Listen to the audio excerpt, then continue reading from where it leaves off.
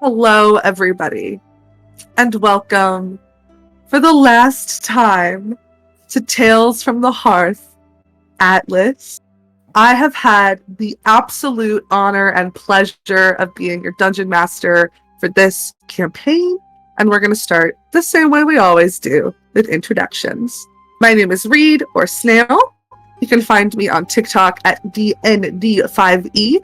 You can find me on Twitter at Snail5E, where I've started posting a different snail species every day. So if you want to learn about gastropods, Twitter is the place to do it. And that's me. And I'm going to pass it over to Diana. Hey guys, I'm Diana. You can find me at Sapphic Stragonona on TikTok or Sapphic Straga on Twitter. And my fun little thing for today is that I have a little necklace that's got a little shark teeth on it. Or at least the guy in the aquarium gift shop when I was 8 said they were real shark teeth. In honor of Una and her terrifying dentistry situation. Thank you very much. Speaking of terrifying dentistry, Jess. Yep, that was an intro. Hi guys, it's me, your friendly neighborhood moth for the last time. I don't actually have 2 black eyes. I have in fact 2 butterflies. Ba-dum-bum. You can find me at seriously anywhere you want, probably. That's What me. about in my house? Yeah, you can find me at Reed's house for sure. Just go seriously, and I'll into a mirror 3 times, and I'll appear. Perfect. Thank you, Jess. Passing it over to Sweet. Hey, I am Sweet Stories. You can find me at _Sweet Stories anywhere. YouTube, you can just find me Sweet Stories. And I'm really happy to be here. Really sad to be, the little Starfire Genasi guy one last time. But I'm happy to be here with this group to do it. I'm gonna send them off right. I'm just in the fields today, go. Thank you, Sweet. And last, but certainly not least, James. Hi friends, I'm James. You can find me on TikTok at NiceOneJames. You can also find me other places if you put just like an underscore or 2 in there. It's like a little scavenger hunt. You're welcome. You can also find me every Monday for the foreseeable future, wherever you get your podcasts in Arc 9 of Unprepared Casters Once Upon a Crime. It's a great time. I'm as insufferable as ever. It's wonderful. Like, affectionate, my character. That's not me bashing myself. It's a great time. You should listen to it. Also, in the topic of thematic necklaces, I am wearing a little ship's wheel today in honor of our favorite captain. And I'm so sad. So cute, so cute.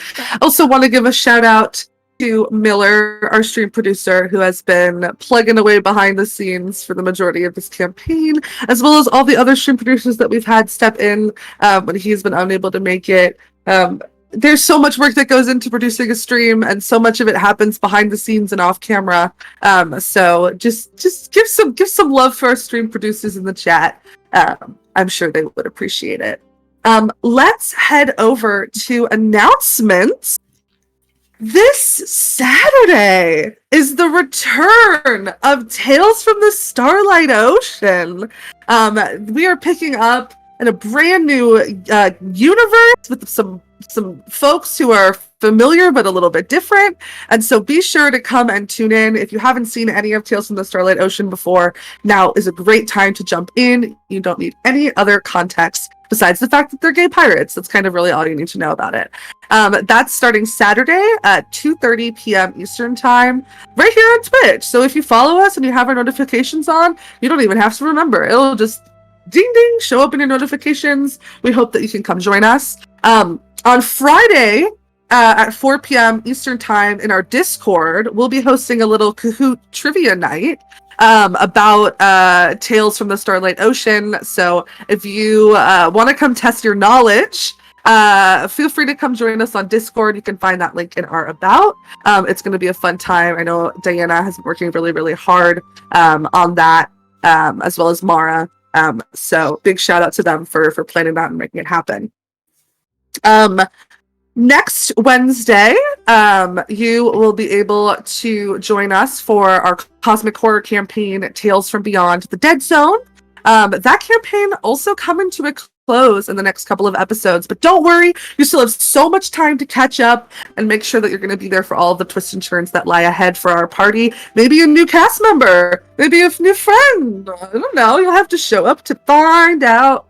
If you do want to catch up before the next episode on Wednesday, you can do so over on YouTube, where if you just do a little search for Starlight Tales, we'll come up. All of our past VODs are uploaded there, except the ones that we lose in technical glitches and forgetfulness. But most of them are there, and they're for your viewing pleasure. You can follow us on Twitter at Starlight Tales _ to keep up with all of our exciting news. Also, TikTok at Starlight Tales _ we post clips that Jess edits so beautifully and makes us all either cry or laugh or both. You don't want to miss out on that content. Just does a really, really, really good job with it. So be sure to go follow us there. And while this campaign may be ending, I am delighted to announce that Tales from the Hearth will not be ending. In fact, our very own Jimothy James. Yep, my full name, please. On the internet forever? Wow. I can't believe I just doxed you. I know. We'll be DMing our next Tales from the Hearth campaign, Tales from the Hearth, Starfarers. More information will be posted about that on our channels coming soon, but that campaign will be starting in October, so be sure to follow us to see cast announcements, character reveals, vibes, Pinterest boards, playlists, all of that good stuff. Yeah, I'm so excited to pass the mantle over to James. If you saw her DM Pirate Kings, you know that they do such a great job with DMing, and I'm really, really excited to see what's in store for this campaign. Thanks. Am I forgetting anything? Okay. Well, let's pass it over to the intro, and let's get sappy, folks.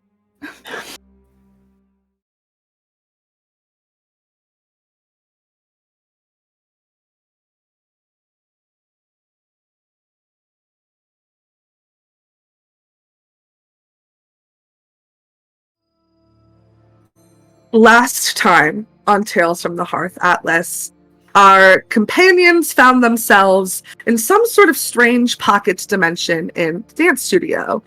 They were met with mirrored versions of themselves and traps and puzzles and situations to figure out until they finally came across the person they had been looking for this whole time, Calyx.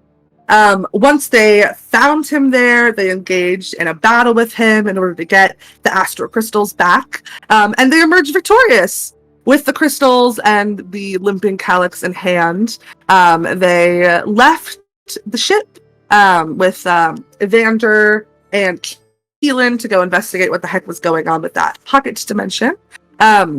Once they exited the ship, they met back up with the now former captain, to talk about where they went from here, and the captain informed the party that she would be stepping down, and instead Amber would be taking her place.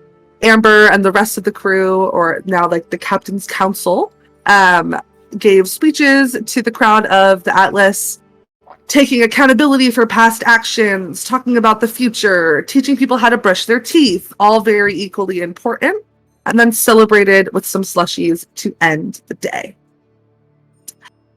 You were finally able to, after what feels like forever, but in reality was only a few days, sleep in your own beds this evening. Do you? Do you sleep in your own beds? Do you all sleep in the same room? Do you still sleep outside on the way station? Where do you all think you sleep tonight? I think Amber 100% goes and sleeps in her own bed. It's been just too much insanity. She just needs one thing that's kind of stable and is the same as it was before. I think Una will start the night in her own bed, in her own bedroom, and then, like, you know, probably the early hours of the morning, her bedroom door, like, creaks open, and she kind of waddles down the hallway with, like, dragging a pillow behind her and sneaks into probably Maru's room and just, like, curls up on the floor by his bed with the pillow. Sweet's frozen. I was gonna say, I think Sweet just got unfrozen. Yes. Okay. I'm back. I'm good now. Okay. You might need to say that again, Jess. Just halfway through the night, Una like drags her pillow into your room, and if you wake up, she's just curled up like next to your bed on the floor with a pillow. The Maru's room? Yeah. Oh, yeah. He definitely like grabs whatever pillows and like beddings on his bed, and he throws it on the floor beside Una, and lays beside her and goes to sleep for the rest of the night as well. And what about you, Eurydice? I think Eurydice sleeps in the engine room. Yeah. Your father is charging the rest of the astral crystals outside. So the engine room is mostly empty. But Hum will come and curl up on like one of the like machines for warmth. But besides that, you are undisturbed for the evening. You can all take a long rest. You can all also take a point of DM inspiration for today, for a job well done last session. And the day begins with the morning announcements. I haven't done this in so long. So good. Ding dong ding. Good morning. It is 8:30 a.m. on the SS Atlas. Welcome home, everyone. We will be departing. Well, actually, let me talk to the captains about that first, and then I'll let you know. Stay tuned for more announcements. I missed you all. Ding dong ding. And that's what wakes you up this morning. I think Amber wakes up and for a minute is like, oh wow, I hope the captain has more information for us soon, and then remembers, oh shit! Nope, that's me now. Oh, I gotta do that. Oh boy. Sorry, you know that meme that's like, you wake up because you think it's school and you go, oh, I'm an adult. I'm a teacher! Exactly. That's exactly what it is. Very bad. Oh my god. Yeah. The rest of you can kind of wake up, take your own time. People start milling about. Cafeteria ends up becoming open again with Damu excited to serve people.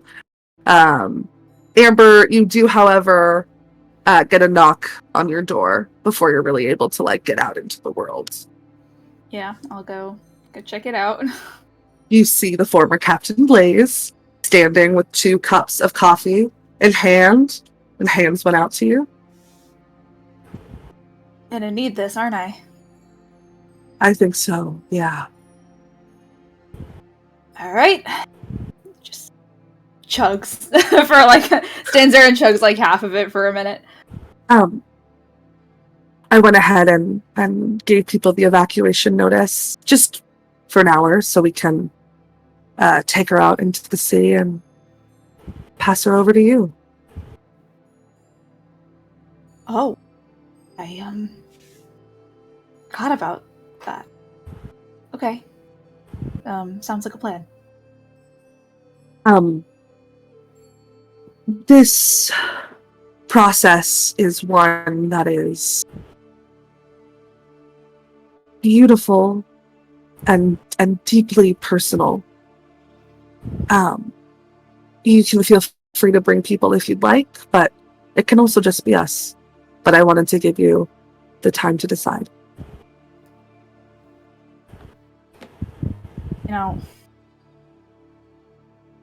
If this had been happening a week ago, I would have gone it alone, but I think we might have company for it. Yeah. Thing. Go gather them, and I will, actually, no. Captain, is it okay for me to continue evacuating people? Is perfect. Thank you. Meet me in your office in an hour.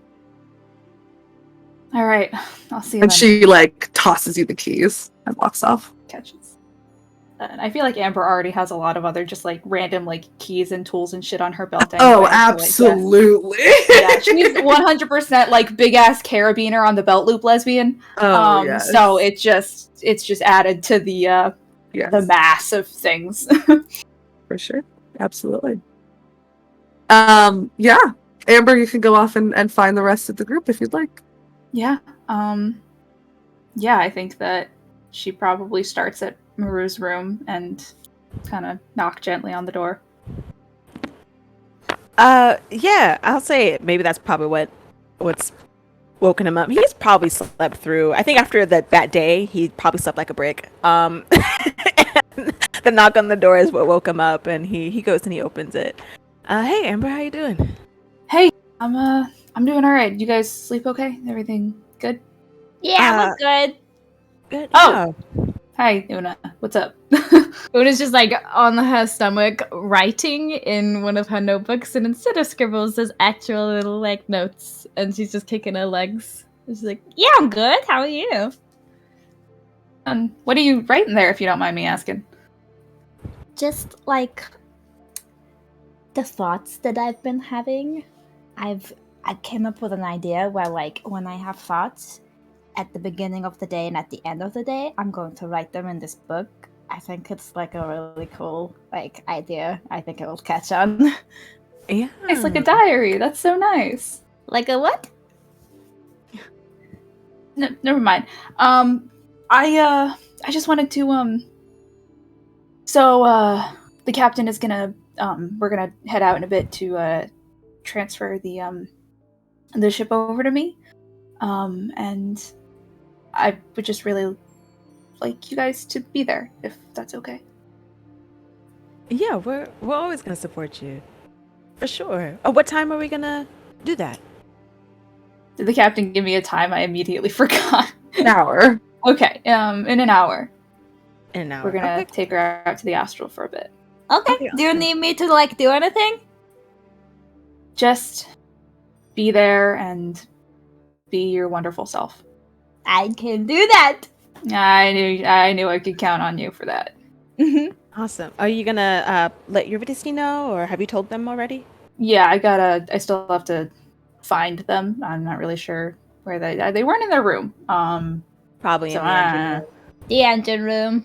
probably. Yeah. Yeah. I'll be looking there next. All right. But all right, I'll let you guys get ready and I'll see you in an hour. Sounds good. We'll see you then. Bye. He walks Amber out and closes the door, and then he turns around to Una and goes, "Hey, so what led you here last night?" Oh, I had the weirdest dream, and my head was like full of chocolate chips, and then they turned into blueberries, and there was a nightmare, and then all the blueberries turned into muffins, which then turned into jelly muffins, and no one wants a jelly muffin, and it was like peach scarlet. I think I've been thinking a lot about that, because I'm really worried about the spell. So, yeah, I just gosh. couldn't kill you. Yeah, that must have been terrifying. What part of you was it? Your brain or like your hair? Like what part of this was? You say your head in general? Like your My brains were full of jelly. your brain was full of jelly. Yeah, it was like coming out my nose. Oy, that's not comforting at all. Wow. I Yeah, hope that doesn't happen today when we do the spell. That was just not nice. That you know what? Just like how we're gonna go support Amber, I'm gonna be sure that I support you today with the spell. I think everything that we did too. I don't think you need to worry. I think it's gonna go well. I hope it will. It will. Okay, thanks, Photo. Yeah. Yeah. He's like in his head, like really thinking about it, hoping that it does go well. But he's like, yeah, no, it's happening. I'm speaking it to exist. Good. I'm going to write my dream down in my, what did I call it? A diary? A diary. Yeah. It's your choice. You can call it a diary or maybe like a journal. That's what people tend to do. What you're doing is, it's a good thing to keep track of how you're feeling, and sometimes you can go back and, really see how you felt those days. Yes, I want to keep track to see if I have any more jelly dreams.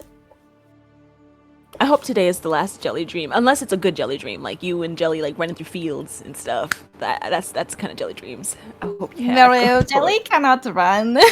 That was silly of me. You're right. I don't know what I was thinking. You know, honestly, with Neth, I don't want to limit the things that they probably. This is true.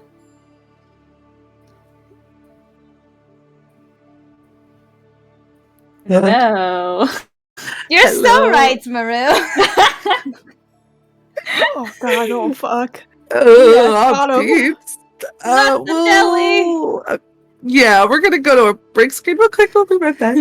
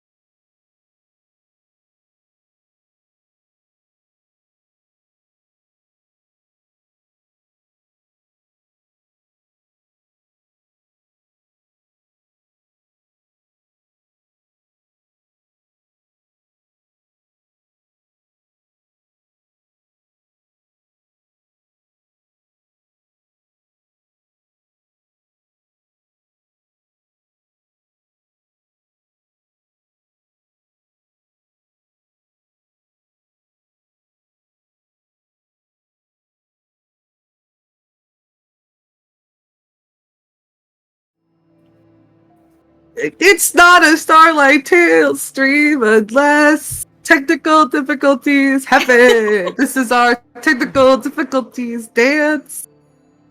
Okay. Maru and Una can have their conversation, and Amber, you can head off to find Eurydice. Do you head to the engine room?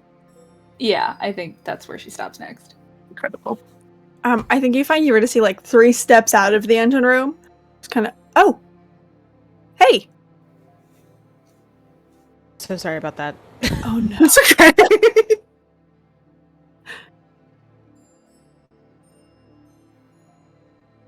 Hey. Okay. Am I frozen now? Are we good? You were for a minute. I was. Yeah. Okay. Am I back now? Okay. Yeah. You are, yeah. That's how I'm Okay. talking to you. Sorry. All I It's heard okay. was you find see 3 steps out of the engine room, and then that was it. Oh, and I said, oh, hey. Oh, okay. Sorry. I okay. thought that was in response to me coming back. Anyway, You're good. this finale's going so smooth, you guys. We're doing so good. And We're all Smooth doing like- so great. Smooth like Wizards you. of the Coast 2. I only know Starlight Tales. Oh my god. Hey, I was just looking for you. Mind trouble? Already? Should you be? I'm fucking No. with you. No, in about an hour we're gonna just take the ship out to the astral for a bit so the captain can transfer everything over to me, and it would mean a lot if you were there. Yeah, absolutely. I was thinking of popping out and just having a quick chat with Riker, but I mean, I don't think that'll take an hour. If it does, something's gone horribly awry. Okay. But Yeah. I mean, yeah, I can be there just because like you want me to be or whatever. It's because Okay. like you like me or whatever. I feel Uh-huh. like this is a trap. I mhm. feel as though any response I could have could get me yelled at. So I mean, I'm it's gonna okay go to admit that I'm and just get so another cool and fun coffee. that you want me there so bad. Like, that's fine to admit. I also, Una and Maru are going to be joining us as well. So, it's okay. gonna kind of be So like a I mean, I group guess you don't thing, really need me. know? I'm like the pity invite then. Oh my goodness. Wow. Amber, I Yeah. will be there. Just give me like 20 minutes, okay? Thank you. Yeah. It's- Where am I going, by the way? Big ship. I think we're just meeting at the captain's office. That would make sense. Yep. Aye. Captain? Please don't. This is weird enough already. Yep, okay. Yeah. You want a slushy while I'm there? I know it's Yeah, like 8 in the actually, morning, but whatever. it Time is- is fake. Yeah, I feel like I might need it. So Nice. that would be a good idea. Thank you. You're welcome. I got you. Give me 20 minutes. All right, I'll be back. See ya. Starts like See ya. walking backwards down the hallway. Don't leave me here, please. Thank you. I won't. Great. Sick. Hey. We will follow Eurydice, kind of moving off the ship with all of the swaths and waves of people who are also evacuating. Some people happy to do it. Some people, I just got back on here. Oh, duh. I didn't want to leave so soon. It's only temporary. Don't worry about it. We'll be back on in a couple hours. But yeah, you're able to find your way through the people off the ship and to the way station. Amazing. I think I'm just going for the apartment because I actually don't know anything about Riker other than that he lives there. Sure. You walk sort of in that direction, and you walk past your dad holding like a big cardboard box full of crystals that are kind of cling, cling, cling, cling, cling, cling. Oh, hey, kiddo. Morning. Good morning. How's that going? Good, I hope. Good. Got them all charged, ready to go. Sick. I think they're like doing a thing to switch captains in like an hour. Oh, okay. They probably need crystals for that. Yeah, probably. But I mean, you look like you've got it well in hand. I do. So, well, not in both worried. hands. 2 hands. So true. It's a big box. So true. What are you up to? I just wanted to pop by and say goodbye to a person that I met, not from Atlas here. So, Okay. but I'll be back before you know it. You can Okay. enjoy 20 minutes of peace and quiet. Oh, well, you know me. I've never quite liked peace and quiet. Well, that's good with the kids you had. Yeah, if you see Evander, will you let them know too? Sure. Yeah.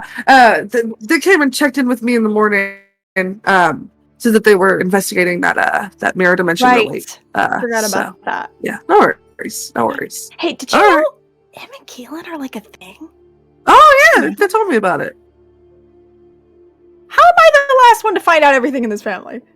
I don't know. So you should probably take that up with him, not with me. No, you're fine. Sorry, I thought I had like a piece of hot gossip. Don't worry about it.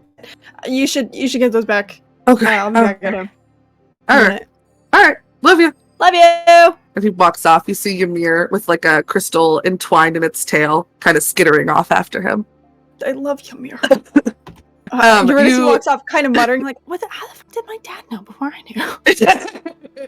You can easily make your way to the Frank Einstein, and Frank's there, waving you up toward the apartment. Kind of give Frank a little like salute. Absolutely, and you can head up to the apartment. Yeah, I will hesitate for like 3 seconds, but I've walked this far, and then I'll give a very soft knock. You hear Halia. 1 second. Unlocks the door, opens the door. You see her in her like 7-Eleven uniform. Hey, What's up? is your dad home? Just wanted to. Oh yeah, Uh, yeah. He's back at his office. Nice. Also, what time? I didn't even ask. What time does this 7-Eleven open? Because I did promise him slushies.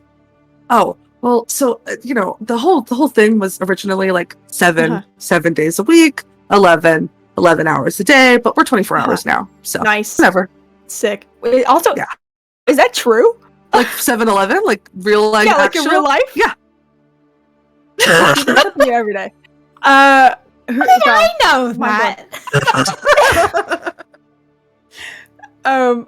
Okay, great. Yeah, you make sure nobody fucks with that slushy machine because I'm gonna be there in a minute. Okay. I mean, sometimes it's like a 50-50 if it's broken or not. So No, I know that was a joke. okay. I don't actually think someone like sneaks in and breaks the slushy machine Yeah. in the middle of Okay. it. Yeah. Will you actually lock the door behind me? Yeah, but then when I leave, your dad's gonna. Yes, yeah, I'll do it right now. Okay. Yeah, that's Thank fine. you. Kind of slips on the Have shoes. a good shift. Okay, thank you, Emily. Bye! And runs Bye. off. I'll kind of very awkwardly close and lock the door behind me, like with the awkwardness of this is not my house. But I sure am doing this. And then I'll kind of, Riker, I'm sorry, I feel weird. This isn't my apartment, and I feel kind of weird just like walking in your office. It's here to see. You see, like, off in the hallway of like rooms that you assume are rooms that don't have beds in them, but like I don't know what else to have. You watch as Riker kind of like rolls the rolly chair out into the hallway and like waves. Hey! Sorry, Halia answered and then asked me to lock the door and said to come find you, but I didn't know where the room was and I didn't want to just kind of like start is she opening doors late? and you're... She's always late. Yeah. I don't know why. It's not like they have to wake up early. Anyway, Hey, yeah, come on in. It's hard. Great, thanks. I'll, take my shoes off and walk over. I will be out of your hair in just a second.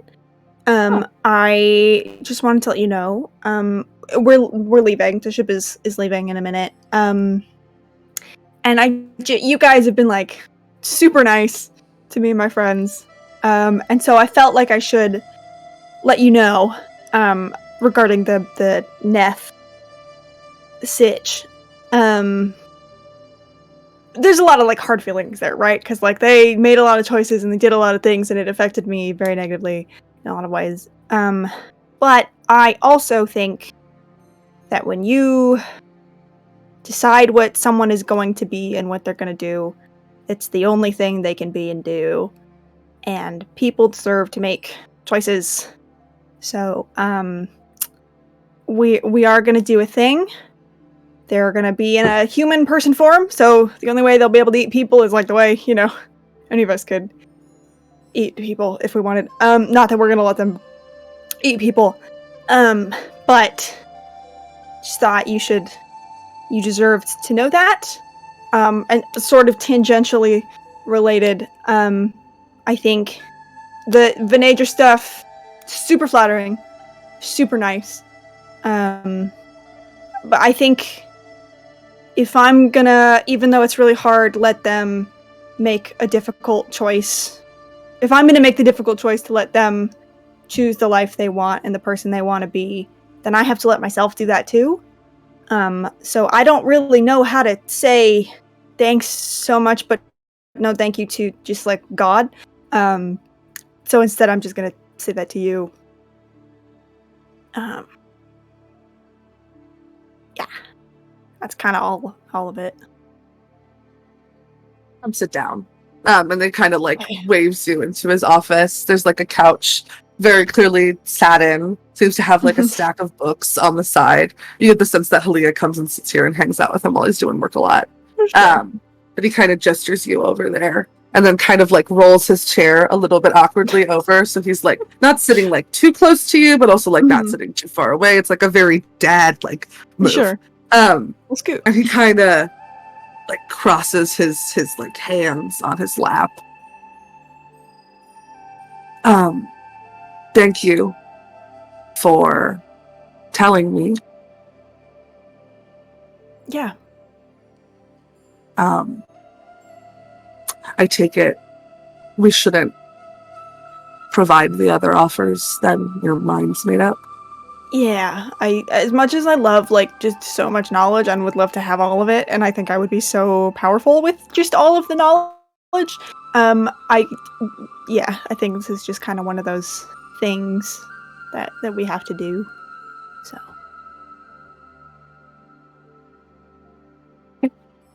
I feel like I should say sorry. Like I think we're doing the right thing, but I know that's like your whole shtick. Okay. There's nothing I can do, then there's nothing I can do. I'm not gonna make you feel guilty for it. You're kind of doing that a little bit though right Am now. I? With the like disappointed dad. This is just my face, you know. Like okay. Oh, don't no. Thank you so much for trying. That's actually worth. Yeah. I get where you're coming from. I do. I know that they've probably eaten a ton of people, and like maybe this is a really bad mistake. And in a year, I'm gonna look back and go, "Wow, you're a fucking idiot." But I just think people deserve. I guess they're not a people; they're like a demiplane. I think living things should get to make choices before they are judged for the choices they might make. I think they should get to make them and be judged on those choices. You know what I mean? Okay. Can I insight check this? Sure, yeah. You Go told me for to it. sit down, but I'm so scared. Oh, fuck it. That's a natural one. Yeah, kind of like beyond stoic dad of like, Mhm. this is the decision you've made. I can't really do anything to change it. You don't really get much. But you said you're leaving. Yeah. I think there's like a captain switchover thing, but we have to figure out where we're going. So, yeah. It's not often that people begin the process and then leave. It's new territory. I mean, like, in fairness, she kind of did it without asking. You know what I mean? Like, I was just kind of existing, and then, oh, my hair was neon. Is that, like, bad? Am I gonna get smited? Is that the correct term? Ah, I'd love to not get smited From- if I can. from what I know about Venedra, Hmm. I think she'll get a kick out of it. The only time they've ever acknowledged me was to laugh at me, so that does, in fact, track, actually. They've got a good sense of humor. Yeah.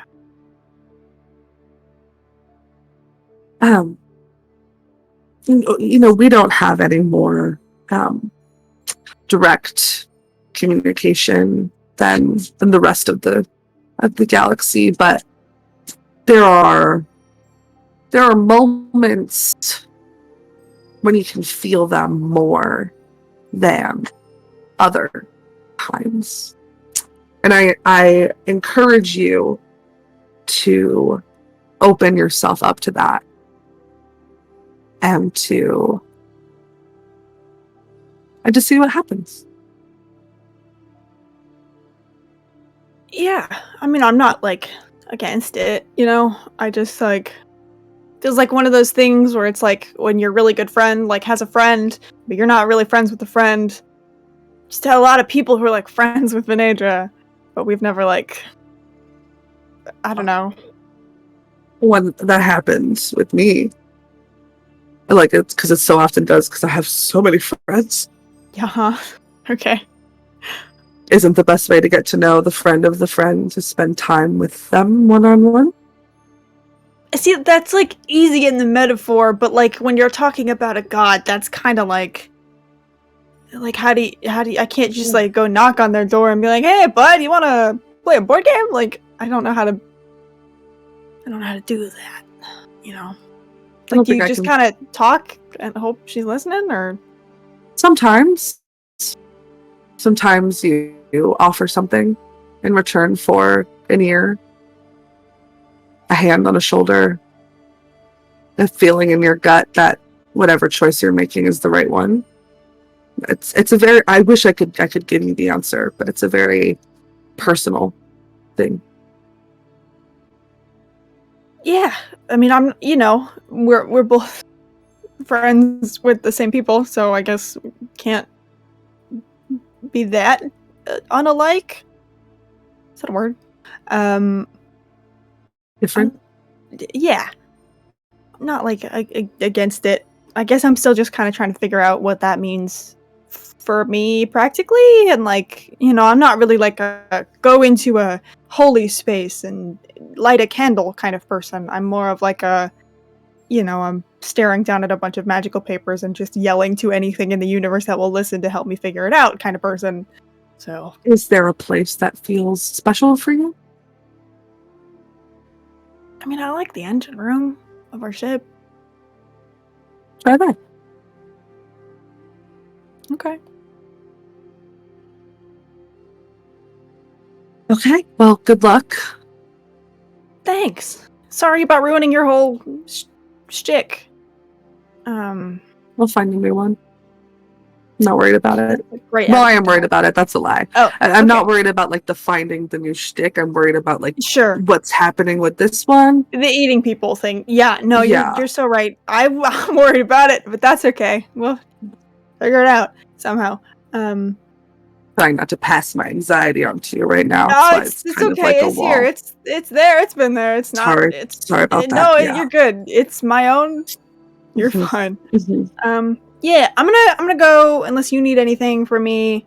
This went a lot better than I thought I was going to, so I'm gonna go buy a bunch of slushies from your daughter and then like get out of your hair. Okay. Cool. I mean, you're welcome back yeah. anytime, as long as like you didn't, like release somebody who like comes and revenge kills all of us. Then please don't come back. But, Mm-hmm. Yeah. Okay. You know, you're a very nice person. providing that I'm doesn't going to happen, you're welcome to come back Yeah. anytime. Nice. Okay. I'll do my best. Whoa, that's a big thing to take on. Yep. I'm gonna go drink a slushie about it. Do you want to lock your door? I feel weird. I don't know how to do it. Yeah, from- I can. Okay. I'll walk you out. Nice. Sick. Thank you. Very awkward moment of silence as I put my shoes back on. Yeah, just kind of a weird ending to the conversation, but he'll kind of wave you off as you walk back down the stairs. Nice. I'm buying everyone slushies. Hell yeah. What else are people up to in this hour?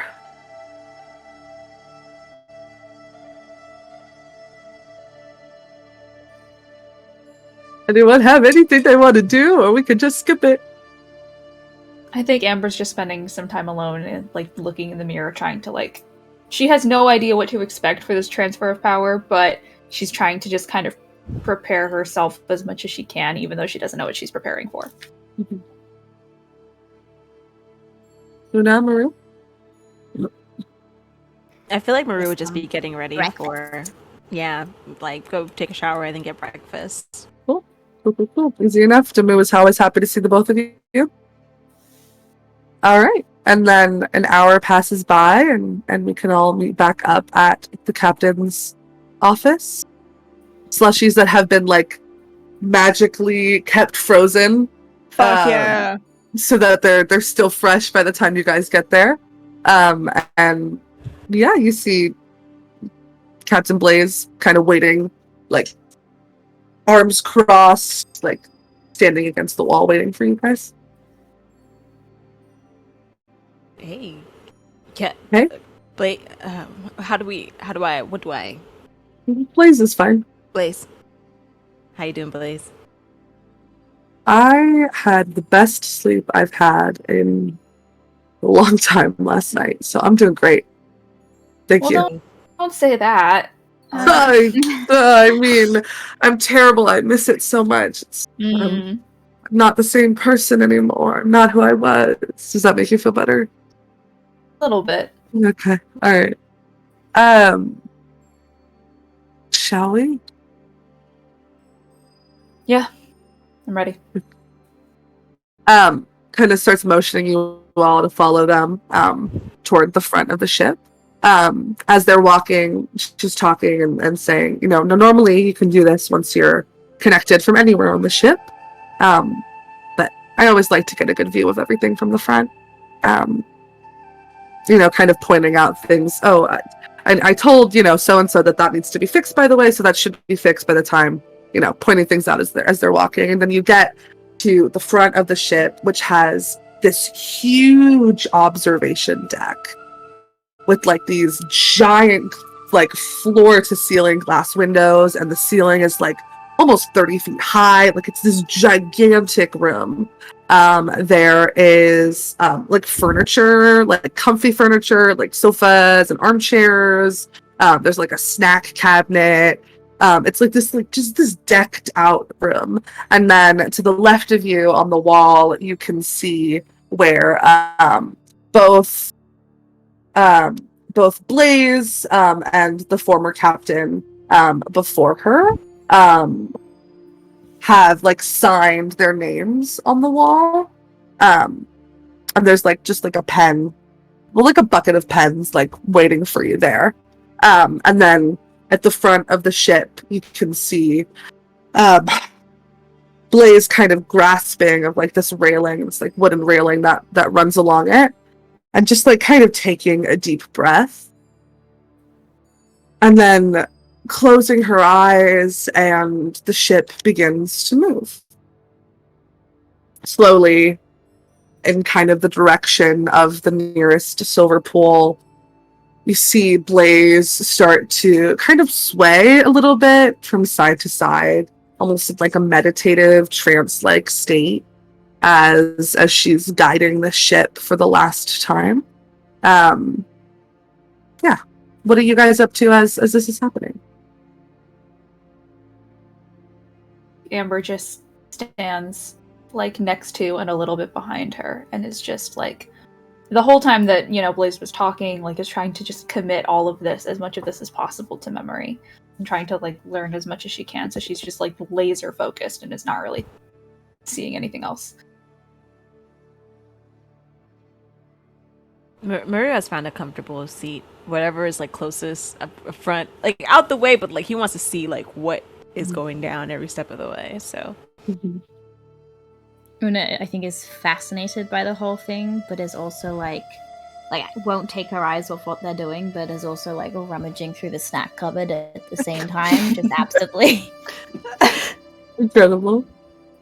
I think Eurydice has just kind of like found a spot against the wall and is just standing there, kind of a little bit watching what's going on, but mostly just kind of watching Amber and trying to judge like how she's feeling and any moments where like she maybe doesn't feel okay, if that falters. And you can all see, you know, clear in these gigantic windows, this like shimmering silver reflective pool. That as this gigantic, massive ship approaches it, seems to like extend and shift and manipulate in size to get larger so that the whole ship can go through. And as the ship begins to head through this portal, each of you can see your own astral silver cord kind of appear from your own body and wherever it appears for you. It's kind of different and personal for every person. The captain's, it appears like out of her forehead and kind of spreads out in front of her. And as you notice at the top of like the mast of like the front of the ship, you can see a similar silver cord spreading out, except instead of just going forward, it kind of bends and arcs backwards and almost seems to like go through this glass and is tied with a knot at the end of the captain's cord. And the both of them are kind of connected together. And the ship begins to move deeper and deeper into the actual sea. Everybody make me a perception check.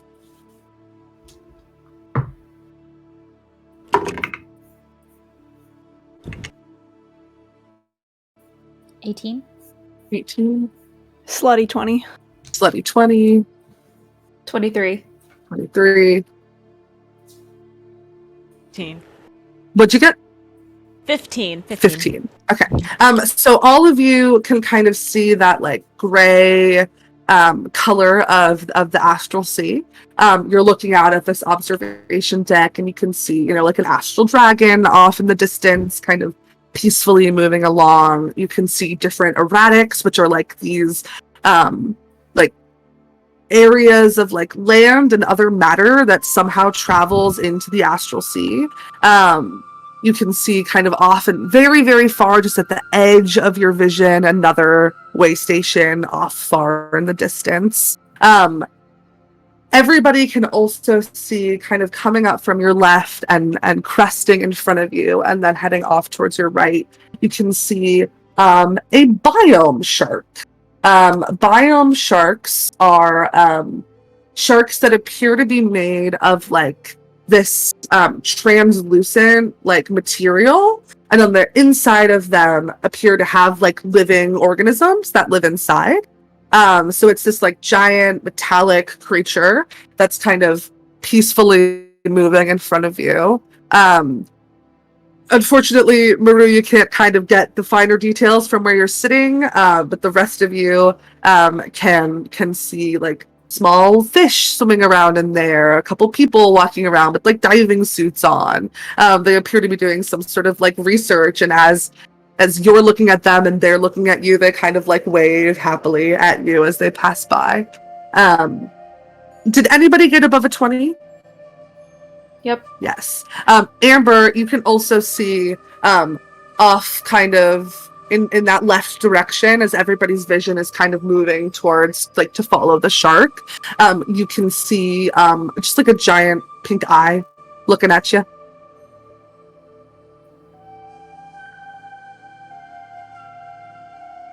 What? Like, I think that she's been very focused and concentrated this whole time, but then I think has just like made eye contact with the eye, and it kind of has snapped her out of whatever state of awe she was in, and she's just like, Blaze, what do you know? What's I've never seen. What is that? Blaze kind of takes a moment to open her eyes, and as she's doing that, he watches the eye kind of panic. Like, imagine you can only see this. It's like looks from side to side and then like disappears. And Blaze kind of looks, what? Nothing. Sorry, trick of the light. No worries. Una's like smushed up against the glass looking at the shark and like waving at all the people, and then is like, oh, wait, this thing, it has teeth like me! It's like points at her own mouth like, Simaru! That's shark. That's good. Uh-huh. Does that make me maybe a little bit of a shark? Probably not. That's not. I don't know. You know what? There's a lot that we have to learn, so we can check it out. Hold on, let me ask. I push up against the glass. Hello, Mr. Shark. You watch as it turns towards you. Do you know what I am? Am I maybe a bit of a shark too? Look, The shark slowly moves towards the glass, and Blaze is kind of looking at Amber with a very concerned look. I think, like, I don't know, man. Does the shark look pissed? I don't know. Can a shark Make an animal handling check. Okay. Oh my god. You can do this. Can I give guidance actually for that? Sure. Oh, Fuck yeah, What yeah. is Take that, a a D4. D4? Oh, beautiful. Oh, and I rolled 4. So that's a 17. in 17. No, does not look angry at all. total. Okay. I just hold a hand out to Blaze and I'm like, just trust her. Okay. It keeps moving and then it presses its nose against the glass, and you watch as it kind of like hits it a little too hard and like bounces back a little bit. Oh no. And then opens its mouth at you. You Oh, see, look, you look like you floss real good. Good job. you see on like the tip of its tongue, there's like a tiny little person who waves. Oh my god, what? Do I have people in my mouth? You don't have people in No. your You're mouth. good. I wish I had people in my mouth. And the tiny little person like gets a toothbrush that's almost the size of them and starts like brushing the teeth. Wow! I wish I had people in my mouth brushing my teeth. Then I wouldn't have to learn how to do it. The shark winks at you and then it begins to trail off again. Una like blinks.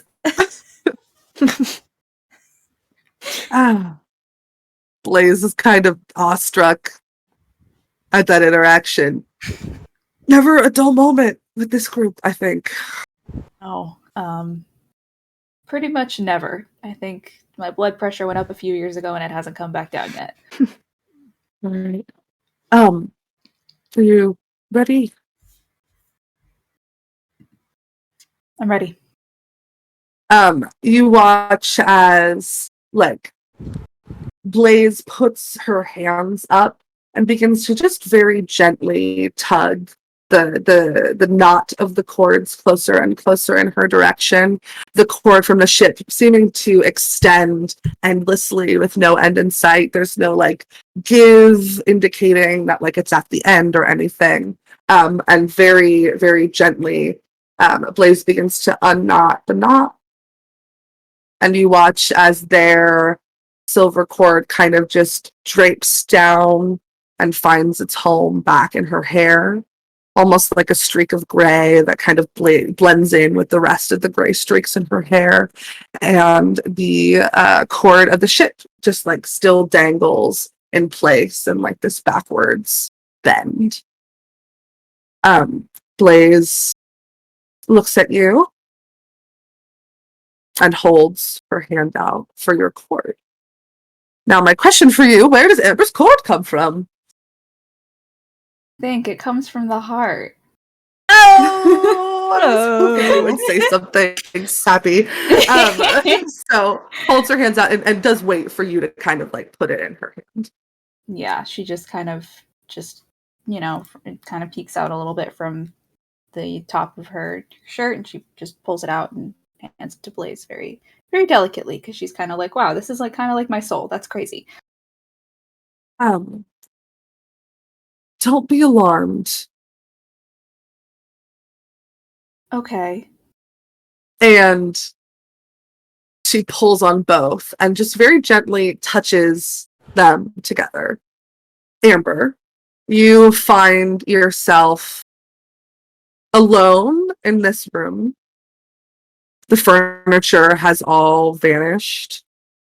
The rest of the people around you have disappeared.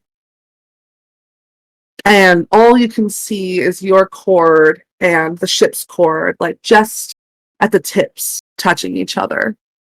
And you hear in your head, "Good morning. Are you my new captain?" Are you the Atlas? Yes.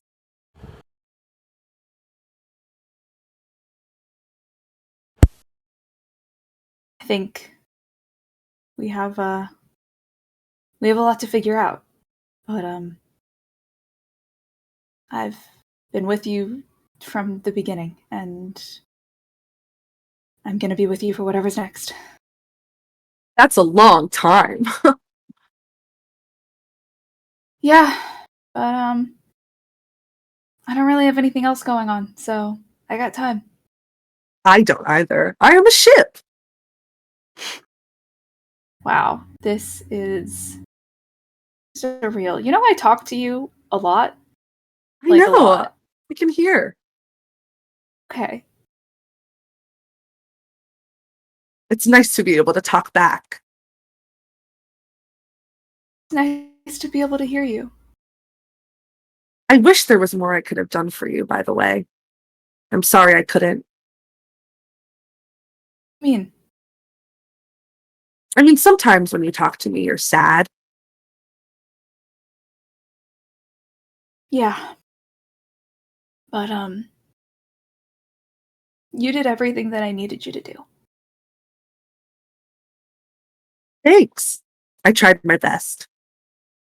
Your best was perfect. Yours too, by the way. You take great care of me. Thanks.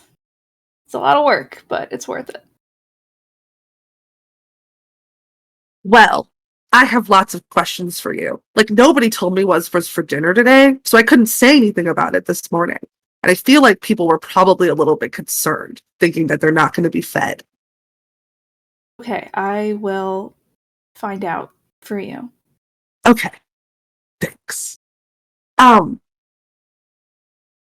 Do you have questions for me?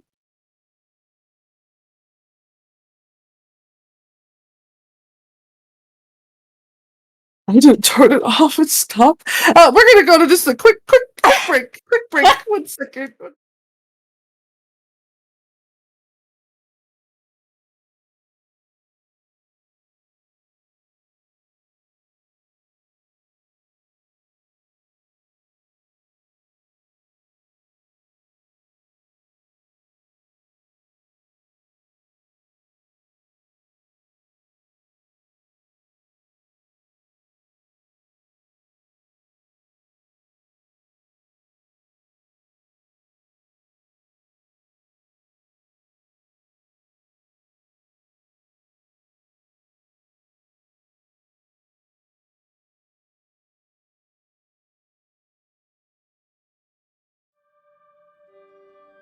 Sorry about that. We're back. The ship says, do you have questions for me? Yeah. We're not really sure right now where we're going next. And I have a lot of people that I want to talk to about it before anything is decided, but where do you want to go? Nobody's ever asked me that before. 50 years? Nobody asked you?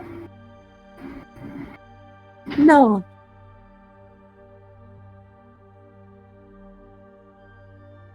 I'm asking.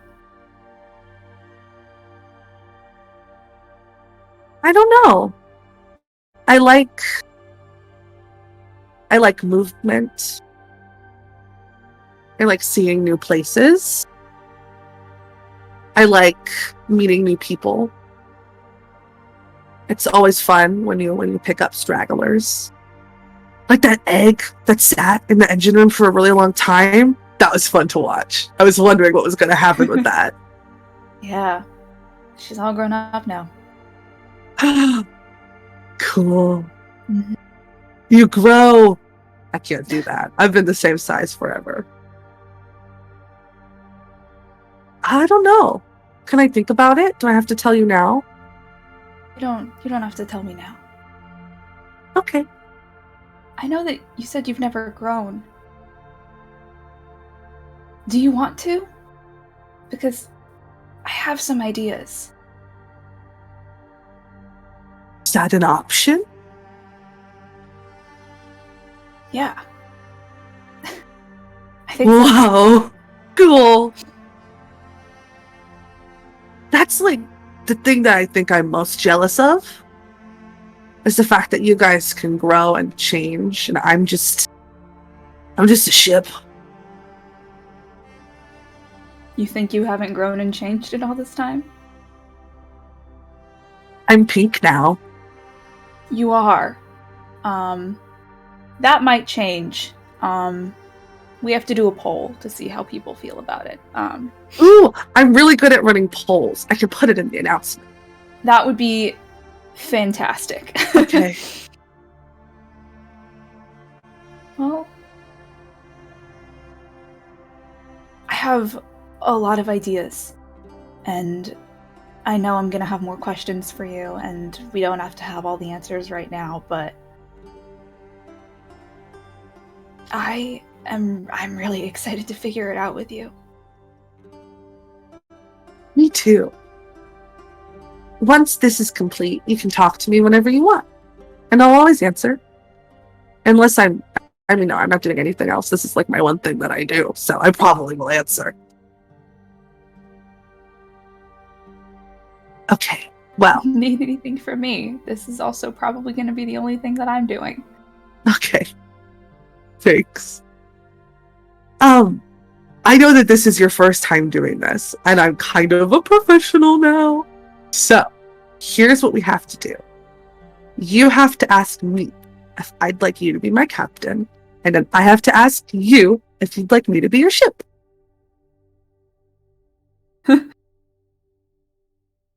You like me to be your captain? Yeah! Thank you. That was an enthusiastic yes. I appreciate that. Of course. Would you like me to be your ship? With all my heart. Okay. I'm gonna put you back now, and we'll talk soon. Okay. Thank you. Love you. And you watch as kind of like your vision fades a little bit and you find yourself back in your body. For everyone else, there's just been a moment where Amber has been kind of surrounded by this, like this nice light, kind of looking off in the distance for a couple minutes as they've had this conversation. And then you can find Amber kind of settle back in her own body. And Blaze looks at you like, cool, huh? Amber turns back and is crying but is grinning from ear to ear.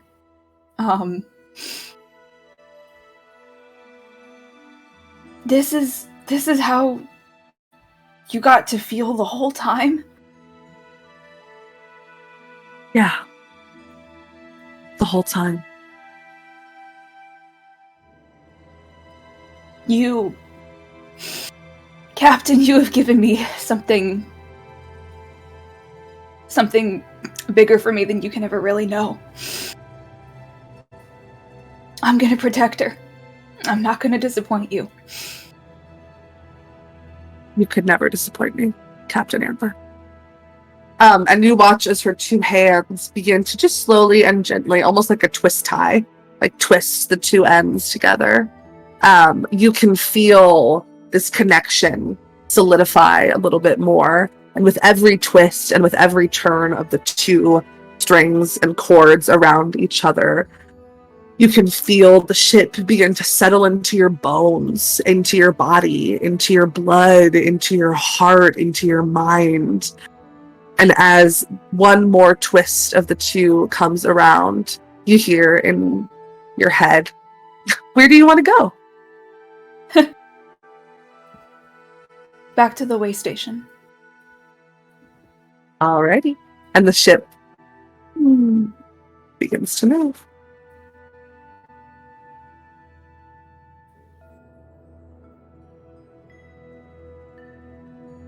I'm really glad you guys were all here for this. Thank you. You're glowing. Cap? Am I?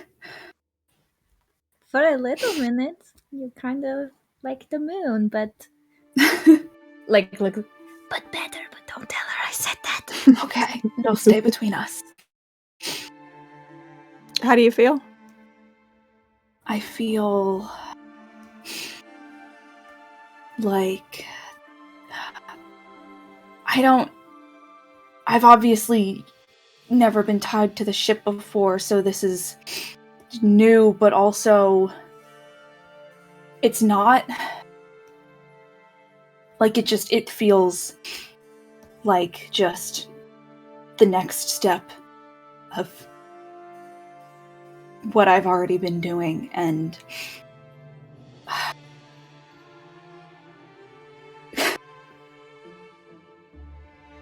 I don't know what's next, but oh my god. I am so excited to find out.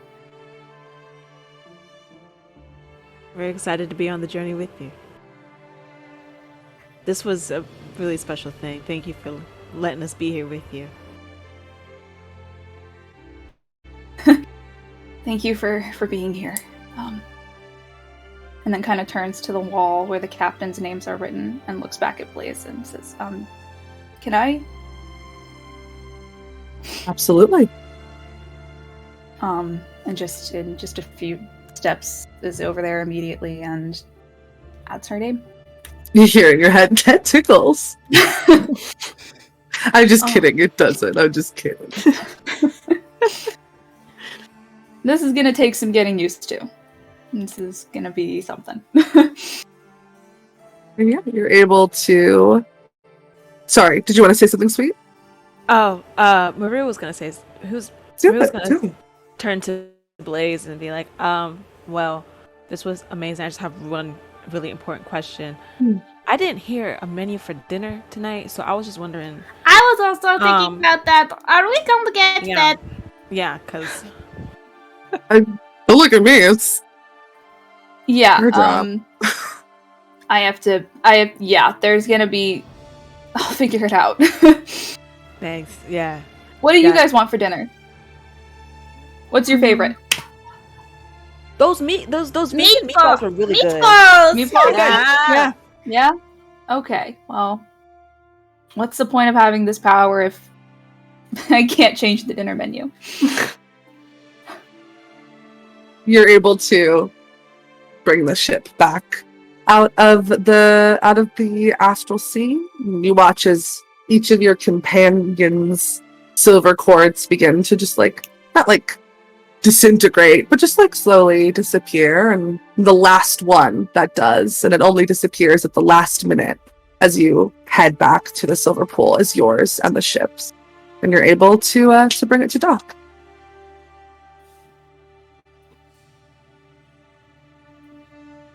well, I hope that everyone got a good night's sleep because we have a lot of work to do. Yeah.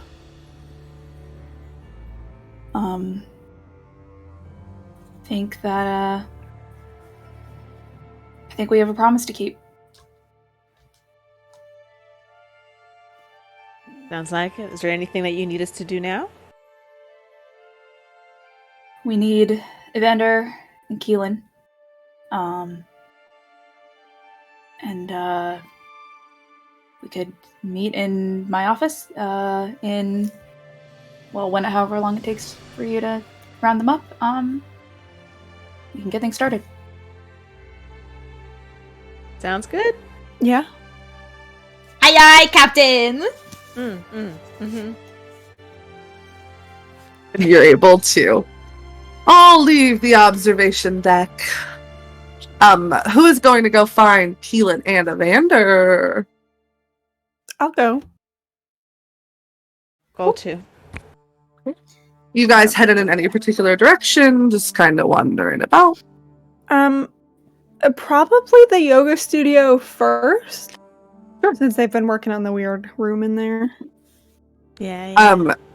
You guys head in that direction, and you see kind of like the small sliver of a door that you guys used to get in there before has been like kept open with like a stack of books so that like it's wide open so that there's no like risk of them at all getting trapped in there.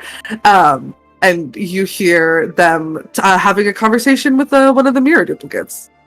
Can I, just to be a little shit, like, stick my head in, but like, so it's the back of my head and go, hey, little sister coming in here. Nobody gonna be doing anything fucking weird. Covers the eyes. Hello? You hear Keelan go, yeah, so basically what you gotta do is you gotta like open up your heart to like the concept of, you ready to see what, I don't know. Come on in. Oh, yeah, the others are here. They're here too. I just All right, yeah, I like come being on in. obnoxious. So, Yeah. No, Yeah. I'm glad you checked. I'm sorry. No, you never know. They're You know, I'm not literally trying to in get like a scarred. different room in the mirror dimension. Like we're not even in the same space right now. Yeah, okay. Do you look around? Do you see them? Do we? Yeah, where the fuck where are they, by the way? Deeper in. Okay. Do you guys want to catch Keelan up? I'll go find my brother. Yeah. Whichever's good for you. Keelan, what's up? Hey, hi, nice going to on? see you. Yeah. Everything's good. I'll sit here, catch everybody up if you want to go find Evander. Nice. Do we need all of the mirror duplicates? I can summon them all again. Oh.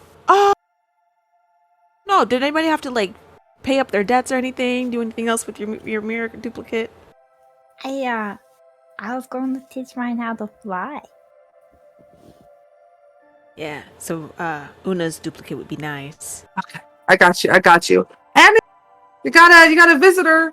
And you watch as from the mirror.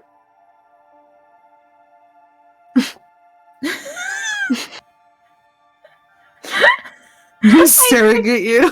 I didn't. I thought that was you, Reed. And I was like, Oh no! It's it's a new staring at you.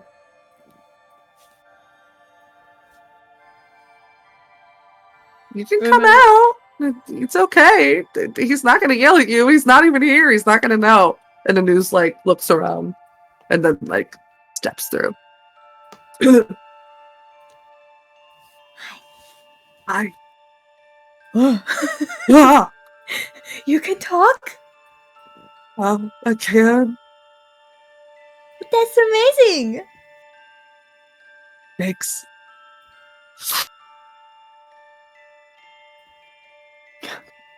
Una uses her like telepathy and like thinks in her head, can you do this? No. Okay. Would you like to learn how to fly today? Yeah, really Yeah? badly. Yeah. Okay. Yeah. I'll spot you while you guys are.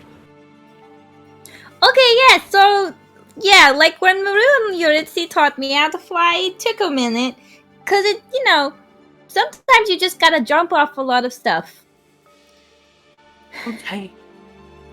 Keelan goes, What? I can get you some stuff to jump off of 1 second, and begins to like move her hands to like summon different size platforms, and then like makes the floor like the soft mat material that like people do gymnastics on, so that you don't hurt yourself.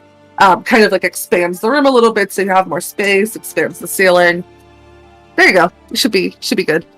Whoa, Keelan, if I knew you could do that, I wouldn't have jumped off the balcony, you know, however many years ago and broke my wing. You should have just asked. I can do a lot of stuff. Yeah, you're pretty cool. Oh, well. You're pretty cool too. I'll leave you guys to that. Brew and I will chat. Good Okay. luck. So you have to stretch first? That's right, get the good cracky pops in your back. That's right. I Gotta don't be know. limber. I don't know if you've ever like been in a mirror dimension for like a really long time, but you don't really get the chance to do this a lot. Not a lot of space. I have not. It's on my bucket list, though. Oh, okay. Well, I can teach you how to be in a mirror dimension if you want. I'm pretty good at it. That would be great. Okay, cool. All right, stretch it. Got it? Got it? Okay, what's next? Okay, so stretch your wings out, get nice and unfurled. You watch as their wings kind of unfurl behind them. Now, very important, we cannot get them wet. If you get your wings wet, you cannot fly. So do not try this in the rain, because you will fall and maybe die. Hopefully not, though. Okay. Okay. Yeah. Okay. Okay, so dry wings. Rule number 1.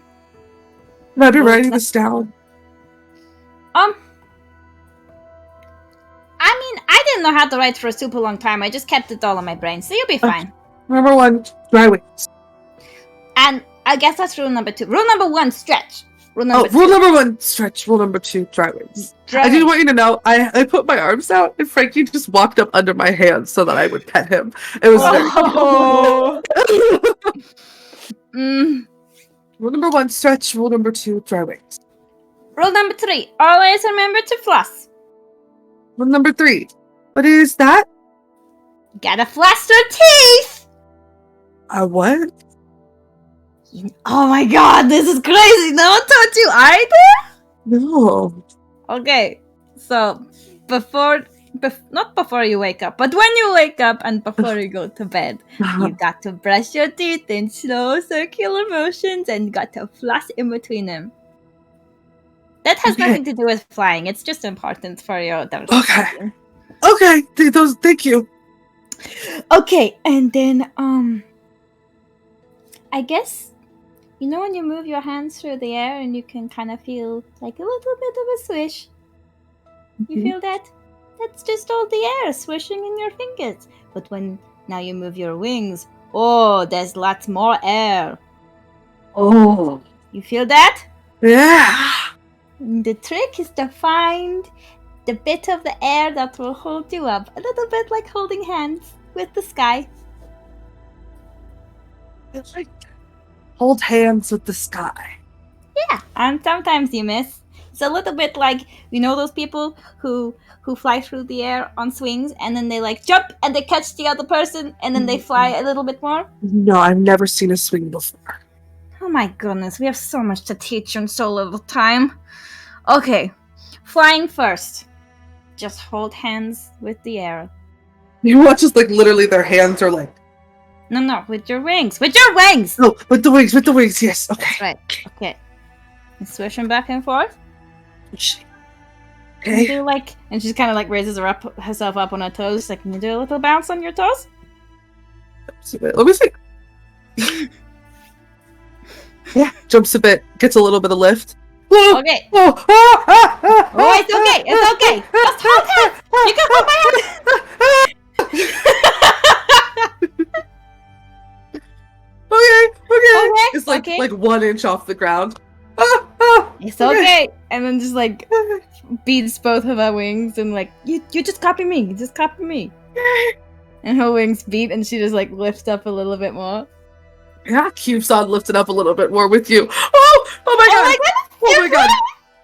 Yes! Whoa! Okay. Ha! Oh shit! Okay, now listen. Let go of one of my hands, okay?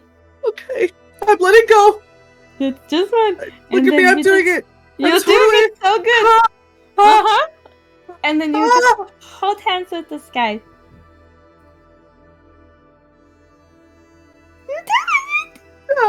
Oh my god! And we'll kind of leave them there to continue figuring it out. Keelan turns to you, Maru. Huh? So, what do you gotta fill me in on? Hello. There we go. Huh? Yeah, no, so Amber has now officially moved into the captain's seat.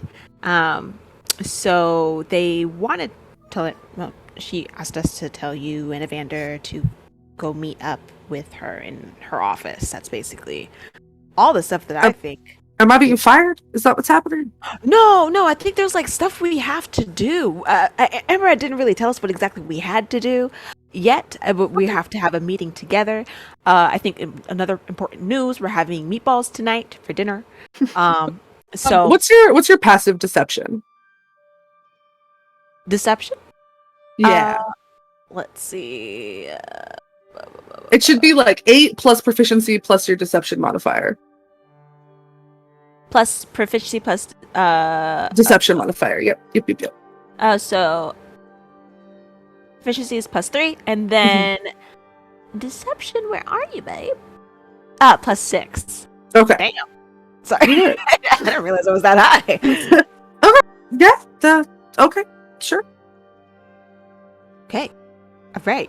If I'm missing something, which I probably am, double check with your Riddicy. I don't know if I'm missing anything. I think no that's worries. it. I think he goes over his shoulder. He's like, Una, was there anything else other than the meeting and meatballs? What? Yeah. For Amber, Captain Amber, was there anything else that I had to fill them in I on? don't know. I wasn't Okay. listening. I was thinking about the shark. That's true. Okay. Yeah, I think that's it. All right. Cool. We'll wait for the other two, and then we'll head over there. Sounds good. Okay. Sounds great. Maru, do you want to fly? Then I don't even know why you asked me. Of course. Okay. Places a hand on your shoulder and casts the fly spell on the both of you, so that you can also zip around with the other two. Holy shit, Maru! How can you fly with wings? Ooh. Yeah. Well, I do know how this is happening. It's just this is different. This is a different feeling. You have any tips? Hold hands. Hold hands.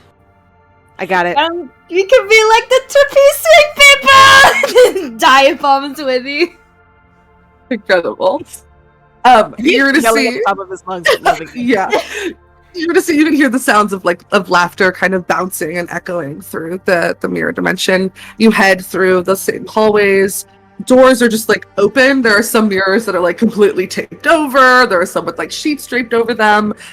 Some dust covering some other. It's clear that they've been doing something here, some sort of work figuring out the nature of this place. And eventually you make it to that very last room, which Evander has turned into a sort of prayer room of sorts. Has set a mat on the ground, almost eerily similar to where Calypso had it. But in a way, Calypso's only piece of individuality that he put in this place was that mat. With Evander, there's the mat. There's also candles and a bowl. There's different papers that are taped to the wall and folders kind of scattered everywhere, books everywhere. And he seems to be scrawling something in a notebook when you walk in. Hey, this is something. Hi. Yeah, it really is. It's kind of pretty with all the, the candles and the mirrors and stuff. Oh, thank you. It's kind of been in my office for, I guess, the past 12 hours that I've been here. Yeah. You gonna keep it around, you think? Yeah. Good for you. I'll kind of walk in, get a little closer. Can I, mind if I sit with you in your office? Oh, yeah. For a minute? Kind of brings their hand up from the ground and summons a little cushion for you to sit on. Oh, sick. I'll sit on it and just kind of look around for a minute. So, I think it's like time, for the spell and Oh, stuff. like the hypothetical thing that you had us working on that was totally not hypothetical. Yeah, that one. Okay. How are you feeling about it? I have so little context, so fine. How are you feeling about it? Mixed. I feel like, I mean, if you kind of already helped with it, but you should know it's for Neth. Belle, yeah. I don't know. Yeah. Like I have a lot of feelings and no feelings at the same time, and it's like really kind of a lot. Okay. Well, we can sit here and think through them if you want. Yeah. I mean, it's the right thing, right? But like, it's also the hardest thing. Not to pull like a dadism, but sometimes the right thing Speaking of is which, the hardest thing. What? speaking of, you told Dad about Keelan before you told me about Keelan? He caught What the hell is me that? at a vulnerable time. Oh, no, I don't want to know. No, I don't want to know. I don't want to know. No, not that, not that, no, not that. That's rude to Keelan. Don't you make the gagging noise. No, it's not. Listen. Yeah. Mm-hmm. I had just come back from our first date, and he asked me Cute. where I was, Uh-huh. and I didn't have the energy to lie. Sure. That's all. Oh, it's fine. I'm sorry I didn't No, tell it's you fine. earlier. Don't worry about it. It's clearly not fine. It's fine. I I'm am happy for sorry. you. It's okay. Thank you. Yeah. Hey, so this like nice little like candle space you've got set up. Mhm. I like people just keep telling me to talk to Vinedra about stuff, and I don't really know how to do that. But I have some things to say. So, do you think maybe I could like steal your office and also you for a minute and just kind of like try and talk to the gods or whatever? Yeah, I'd be honored to help. Do you like? I think I asked you this once already, but does she like talk to you? Because people keep being like, yeah, we have these like really meaningful moments of connection, and then I've only ever gotten laughed at and silence, and I don't know how to feel about that. It's not a direct thing. Mm. It's more of like a feeling than it is like a conversation.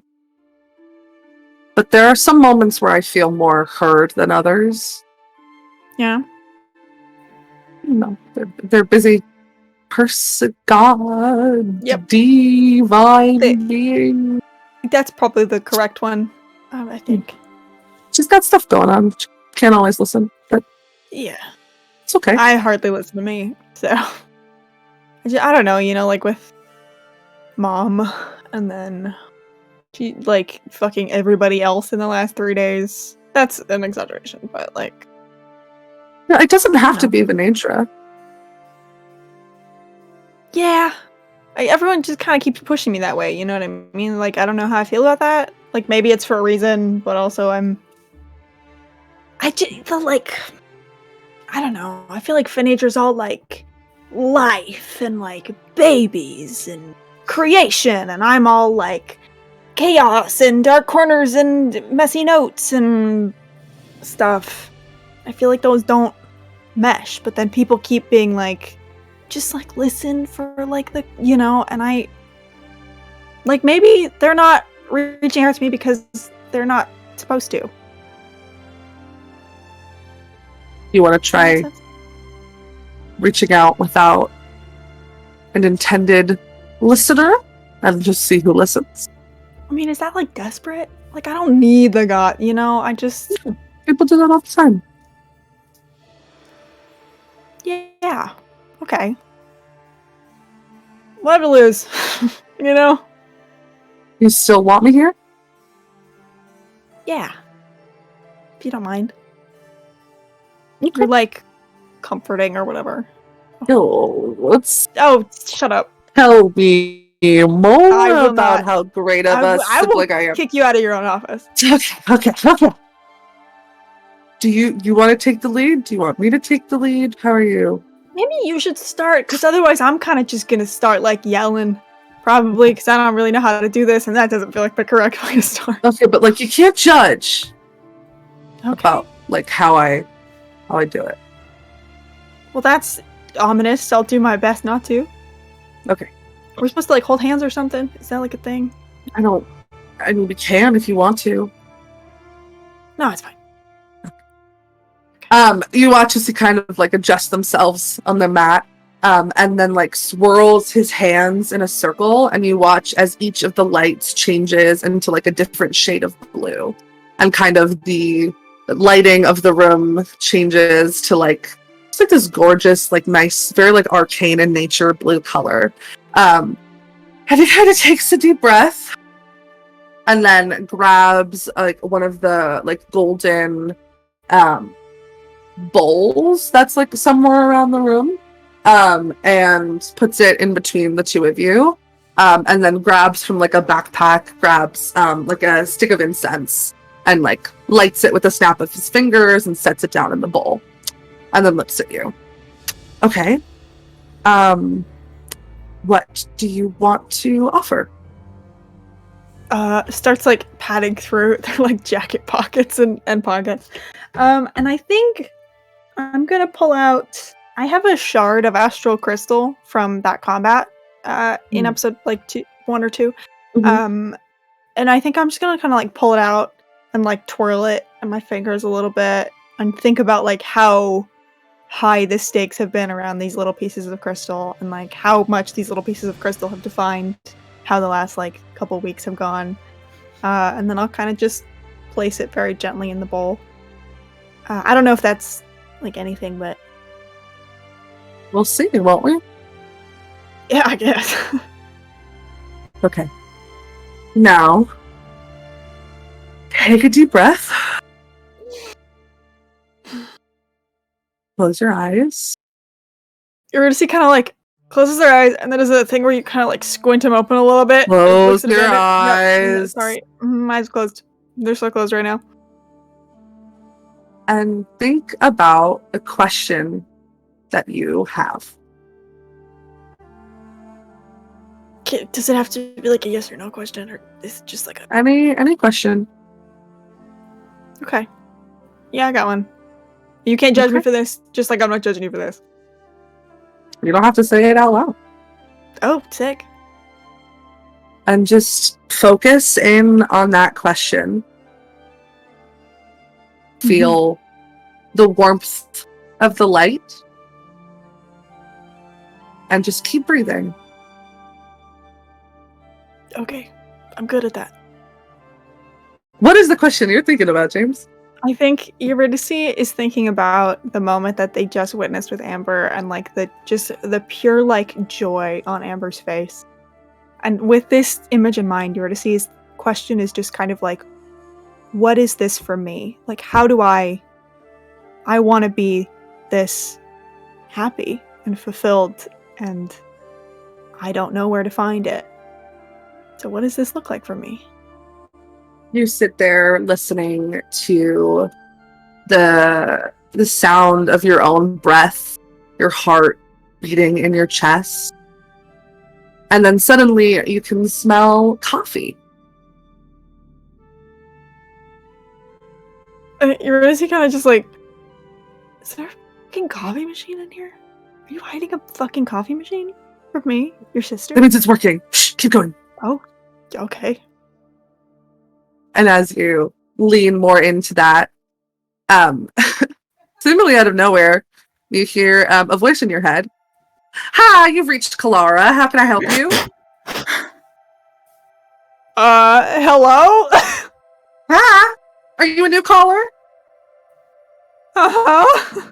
Oh, we haven't gotten one of those in a while. I gotta tell the other girls they're gonna be really excited. Well, I can walk you through like the normal, like new person stuff, or if you have a specific place that you need me to direct your call, I can do that.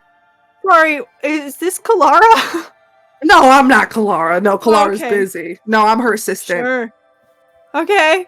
Hi, I'm Hi. Peaches. Nice to meet you. Hi, Peaches. It's nice. I'm Eurydice. It's really nice to meet you. I'm a little confused about what's going on here, but you seem like a very nice person. Yeah, no, you're good. We kind of do things differently here. They kind of have like a different system that they like doing because, like, if we were to give them all of the requests for like, like guidance and like, healing and prayers and stuff. Sure. They would lose it. They're the least organized of all the gods. So we kind of organize things for them, and we kind of take requests on their behalf. And so that's why you've reached I'm just me. like really used to the whole like the gods don't really have people to talk to. You kind of just like get a feeling. I'm like, I did not expect to be having a conversation with a real person right now. Oh, I'm not really a person. I'm more of like, I don't know, like a concept. I don't really like have like a form. I'm kind of just like an automated system, kind of like an AI, Sure. Okay. Yeah. Yeah. No, tell me what's up, Peaches. Sorry. No. So you're a first time caller. Yes. Which is exciting. We're really excited to have you here. Thank you. I just need like your consent for a couple stuff, and then we can get going. For what? But I just need you to know that like this call may be monitored or recorded at any point if like Kalara wants to like tune in and check in. I just want to make sure that you're okay with that. Yeah, that's fine with me, I guess. Okay, all right. Well, we've got a couple different places we can direct your call. If you've got like some specific like healing related wish, we've got like one line for that. We've got one line for like money. We've got one line for knowledge. We've got one line for like general inquiries. We've got one line to report like, disasters or like, emergencies. But we really do suggest that you actually hang up and that you dial someone else for an emergency because we're not going to get to it in time. If you just want to tell me like what you're calling for, we can find the right place for you. I gotta be honest with you, Peaches. We were kind of just doing like a thing where we just kind of like prayed in general and we like just to see the vibe, and then I think I got connected here, so I think it's sort of almost like you called me, kind of. But I guess just like generally speaking, I love learning magic and stuff, and I'm looking for a purpose. That sounds sad when I say it out loud. Oh, we can work with that. General inquiries it is. Would you mind holding for just like a brief moment? No, you're good. You do what you gotta do. Here. Give me just 1 second, I'll be right back. And then you hear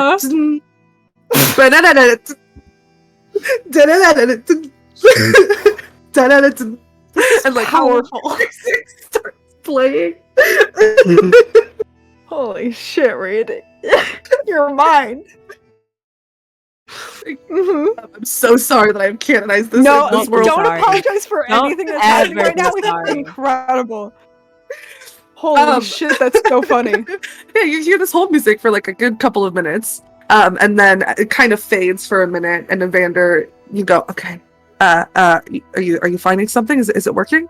This is Evander saying that? Yeah. Yeah, I know this is gonna sound kind of insane. I'm on hold with Kalara. Oh yeah, I heard that they have like a whole like request line set up. It's cool. It's like elevator music. I think that exists in their space fantasy world. Elevator music, probably. Yeah, hell yeah. Yeah. Okay. Cool. What the fuck? Hey, Evander, what the fuck? It was not my god. No, you know what? You're so true, actually. Yep. Sorry. All right. No, you're so fine. Okay, well, I'll leave you to that. I'm gonna go back to my thing. Yeah, you do your thing. I'll just be on here on hold with God.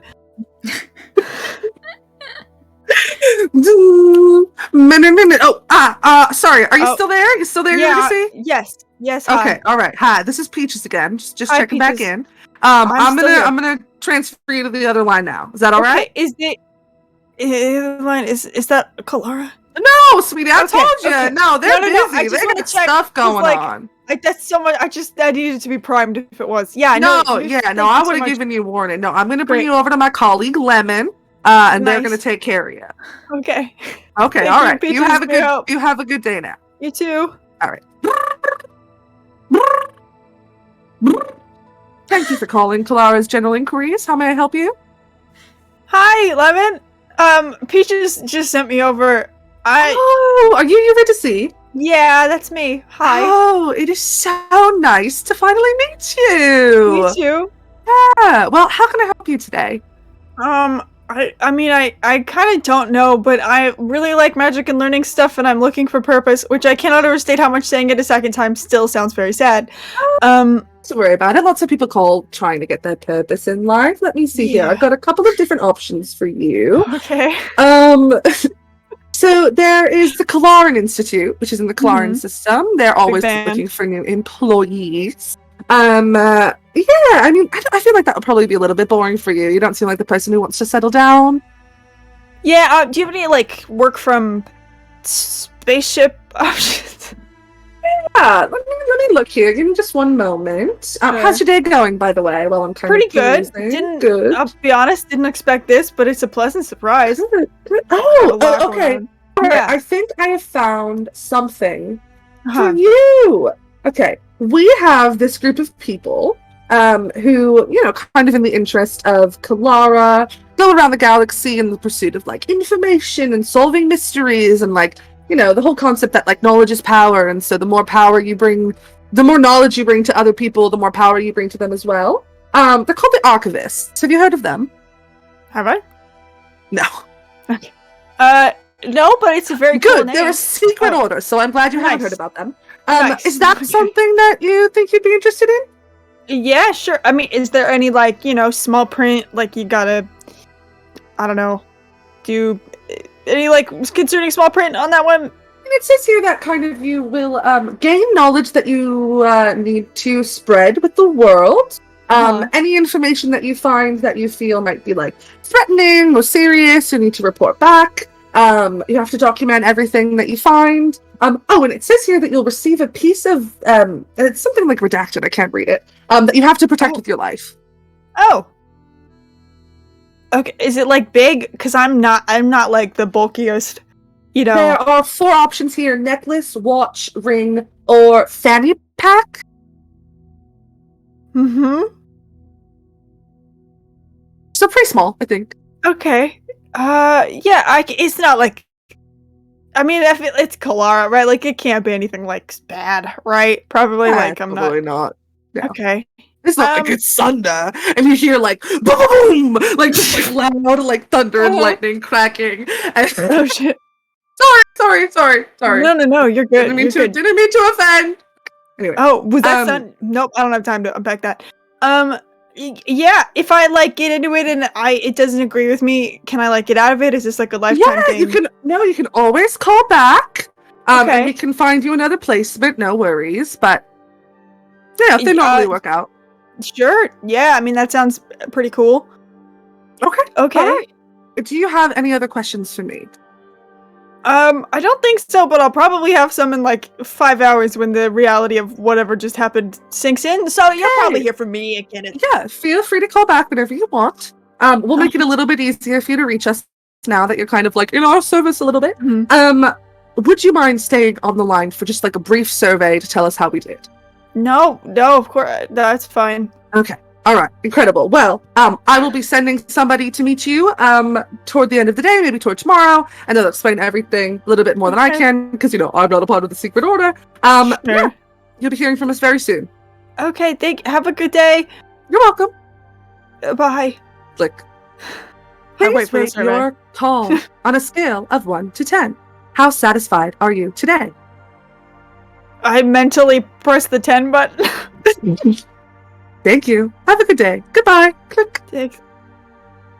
Rista kind of, like, blinks their eyes open and looks at Evander with this, like, it's like 50% what the fuck just happened, 50% that's the coolest thing that ever happened to me.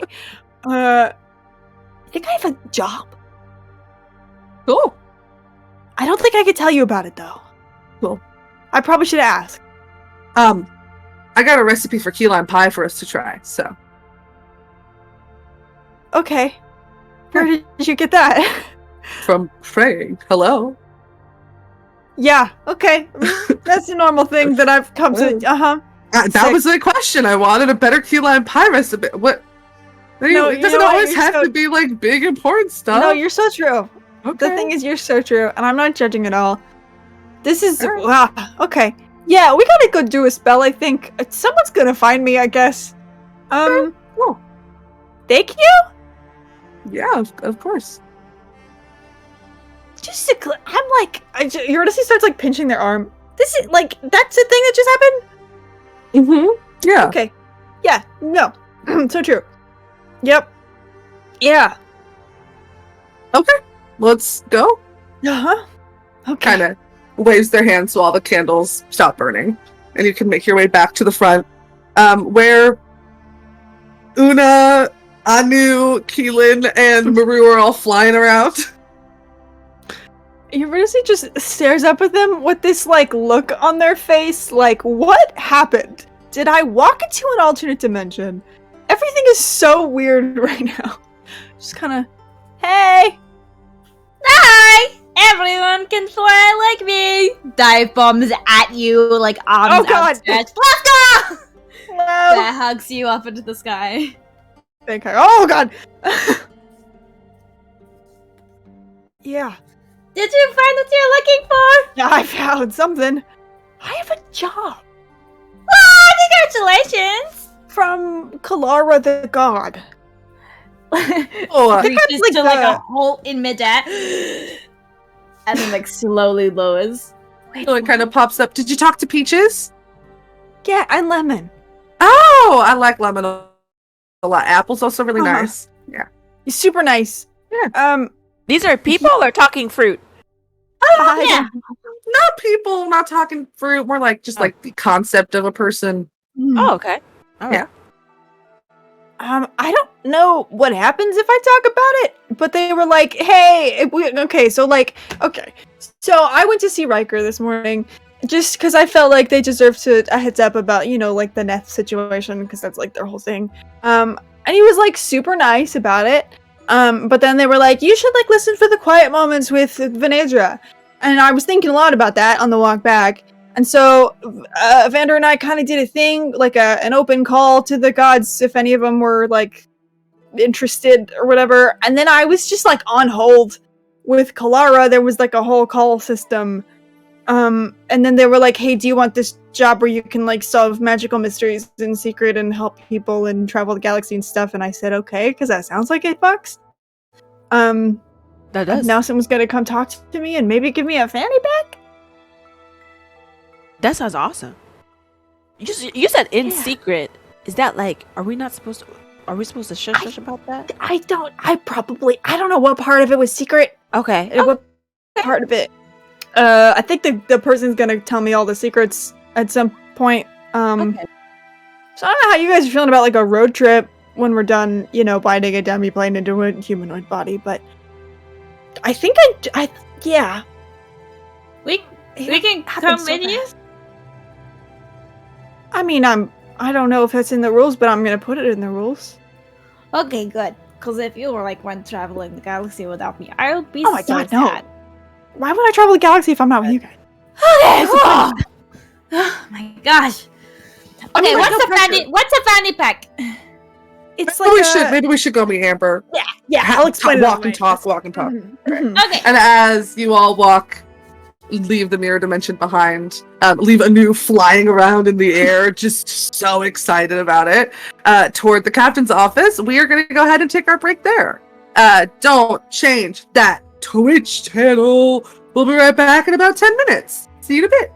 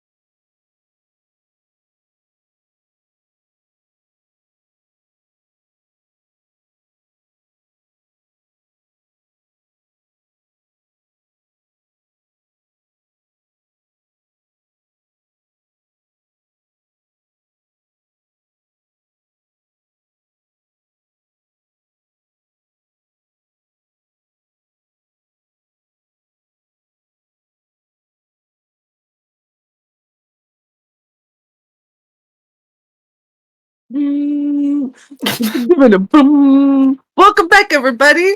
You're no longer on hold with Starlight Tales. We're gonna jump right back in to explain.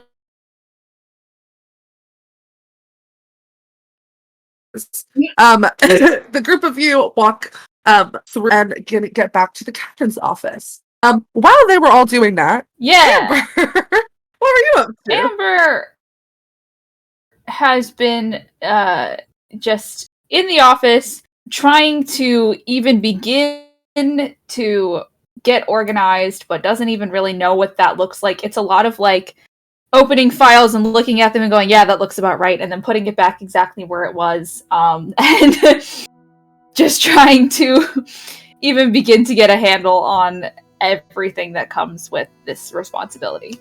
Yeah, absolutely. You're kind of getting yourself situated in the room, acquainting yourself with the space, and you can hear the sounds of laughter and of people coming down the hallway in your direction. So that's my people. So she kind of stands up, brushes herself off, and is waiting for everyone. So yeah, basically that's what a fanny pack is. Does that make sense? See, I would think that you would call that a bum bag. I mean, I didn't create it, so, you know, if you want to take it up with the people who did, then... I'm just going to make my own one and call it a bum bag. Okay. Ooh, there you go. Fine. That's totally fine. Competitive market. Hell yeah. Capitalism breeds something. Hello, Amber. Hi. Hi. Thank you for coming here. I assume that Am I getting fired? no, and kind of looks to Maru and Una and your. I'm just kidding. Guys. No, I'm kidding. Okay. I'm kidding. Okay. Yeah. Just I told them they weren't. Just okay. Yeah. No, you're not fired. Actually, the opposite of being fired. So obviously, you guys have been working really hard on this spell, giving a demi-plane mortal form, and we think that at this point we're ready to go through with that. Oh, so it wasn't hypothetical? I thought you guys were gonna fill No, her in. I'm pulling your leg again. I'm Okay, pulling your leg okay. again. I knew Okay, it wasn't. okay, I knew it okay. was. All right, Amber, we're gonna have to like build up our comedic rapport. I feel like that's important for like a good working relationship, you know? I agree. I will warn you now. I have 206 bones in my body, and I don't think any of them are a funny bone. So it might be a little- No, that was funny. That was Yeah. funny. See, we can All work right. with that. We can work with All that. right. Okay. I did drop the ball though with filling them in. I completely forgot that was what I was supposed to be telling them Oh, about the spell. That's good. okay. Be a fun surprise. Well, I just want to prepare you. The demi-plane that we are helping has given us a lot of help over the last week. But in the interest of honesty and wanting to give you a chance to opt out of this, we believe that this is also the being that was responsible for Astral Fever. Evander and Keelan kind of look at each other. Oh, I knew. Okay. Okay. Nogel didn't really hide secrets very well, so Okay. I knew that he was working with someone. Okay. And Evander's like, yeah, you were to see fill me in. Okay. Good. Like I said, I wanted to be honest about that because I know that we all have some pretty big feelings about it, myself included. Yeah. A lot of big feelings today. Yeah. But I'm hopeful that we can rectify one very stupid mistake that was made many years ago. I agree. All right. I kind of turn to Una. Do you want to let them know it's time? Okay. Where are we going to do this? kind of turn to Keelan. Are we okay to do it in here? I just prefer a controlled environment, or if you guys need more space. We have to. I have to be in the. Can we go to the demiplane? Is that an option? Yes. Can the demiplane travel and come here? Like, well, like I don't really have the logistics of the situation figured out yet. I guess, I mean, we can go to the demiplane, but if we do the spell there and the demiplane turns into a human, where do we go? There's two of us. One of us can plane shift. The other can do the ritual. Pointing to Evander. Oh, okay. Yeah, we're fine. Okay, I can write to them and let them know. Okay, yeah, whatever works. I think Una's kind of like looking at the feet, at the feet, and then kind of looks up and makes eye contact with you to see, like, are you sure this is okay? Yeah. Just kind of like reach out and squeeze Una's shoulder a little bit. Yeah. I think it will be. Okay. I'm going to write to them! And just does a little scribbly note. Hi, Neth. Hope you're ready. Because we are. Take us to your home. Smiley face. Una. You get back just like a giant smiley face that takes up like the whole page with a little tiny heart in the corner. Yeah, and you can close your book and you watch as from like the ground this jelly starts to rise. Covers your feet. Your ankles. Keelan and Evander are looking at you guys like yeah? Okay. Look at you. Yeah, All this right. is kind of just what it is. Yeah. Oh my gosh! Thank you, Becca Scott, for the raid. Welcome in, everybody. Hello. Hello. We're in the finale of our campaign. We're being summoned into a plane of goo right now. Hope that you guys can stick around. All right. So you watch as this like peach jelly begins to start from your feet, then moves up your ankles, your calves, your thighs, settles in on your waist and your hips, and then begins to cover up your whole body. And then each of you begin to kind of lift and materialize through the ceiling as you're kind of floating in the void of space. And then one by one, you are kind of sucked up in the air. And then you find yourselves in a scene that you're all very familiar with, but that Keelan and Evander are experiencing the first time. This plane full of peach goo and peach jelly, and standing at the very center, you see this like lumpy being made of goo, who's about like 3 feet tall, slowly begins to like wade through the goo and walk towards you guys. Hi, good morning, afternoon, evening, hi. It's just before dinner time, so we're right on time. Okay.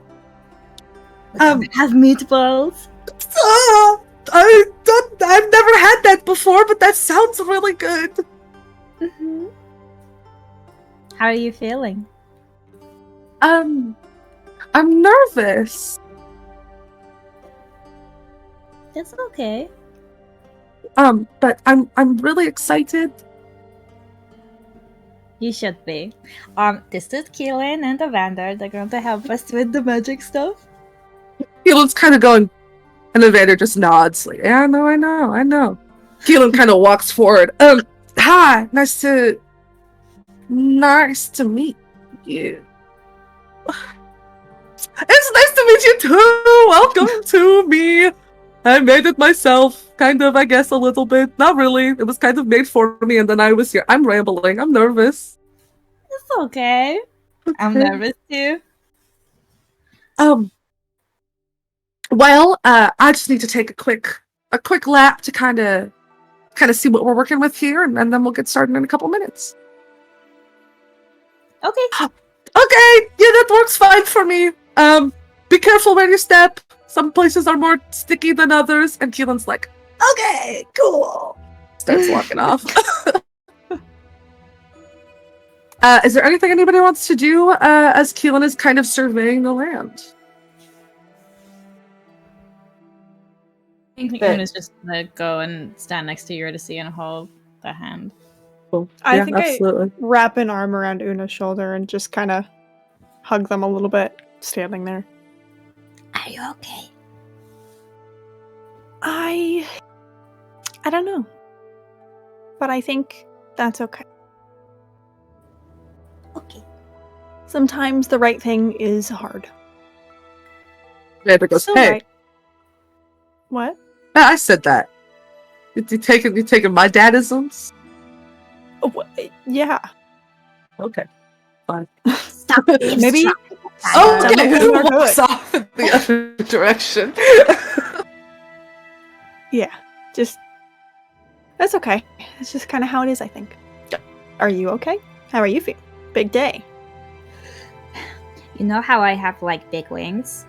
Mm-hmm. I feel like there's lots of tiny bees flying around inside my belly. Yeah. I think that's also kind of a feeling, like an emotion that we talked about. Yeah. Does it feel like that in a bad way or in like a good way? Like in a I can't wait for this to happen way, or a nervous way? And I'm glad we're having meatballs later and not now way. Yeah, that's okay. But we're gonna do this together. And we're gonna deal with whatever happens together. And that's what matters. I want you to know that it should have always been together. It shouldn't have been yours to deal with alone. Thanks. Yeah. It's I know that I had kind of a hard time dealing with you getting wrapped up in it, but I'm really glad that it's both of us. Me too. 'Cause you're my best friend. So You're my best friend. yeah. It's so sticky here. It's just I don't know. I kind of like it. It's like yeah. it's like bouncy. Maybe you should bounce around a little bit because it's probably not going to be sticky. God, I hope it's not going to be sticky when they're like us. So you should take full advantage of the bouncing and the sticky. I think the flying things on my stomach might come out if I do any bouncing. Oh yeah, that's okay. We'll find. We have all these adventures probably to have. We'll go find something bouncy and sticky somewhere else. It's got to be something somewhere else. So Okay. I can't wait to have adventures with you, Eurydice. it's gonna be a good time, I think.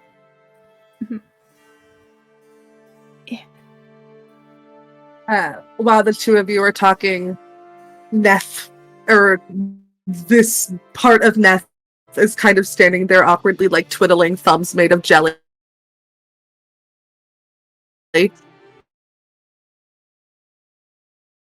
And kind of like looks at Maru.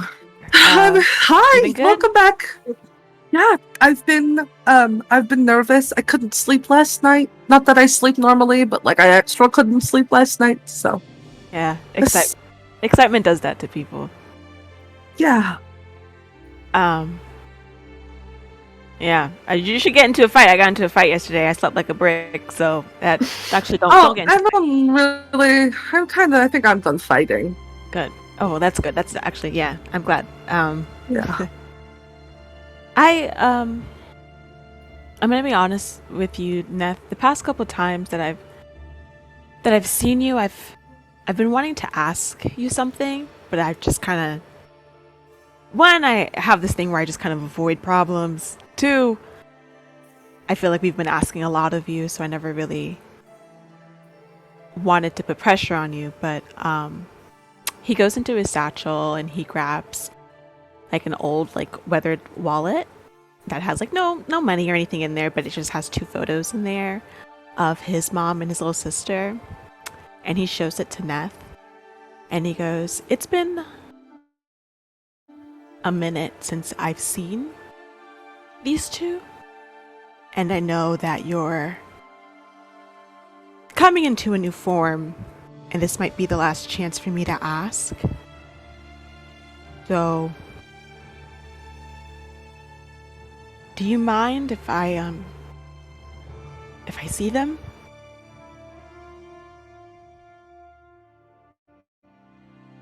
Okay.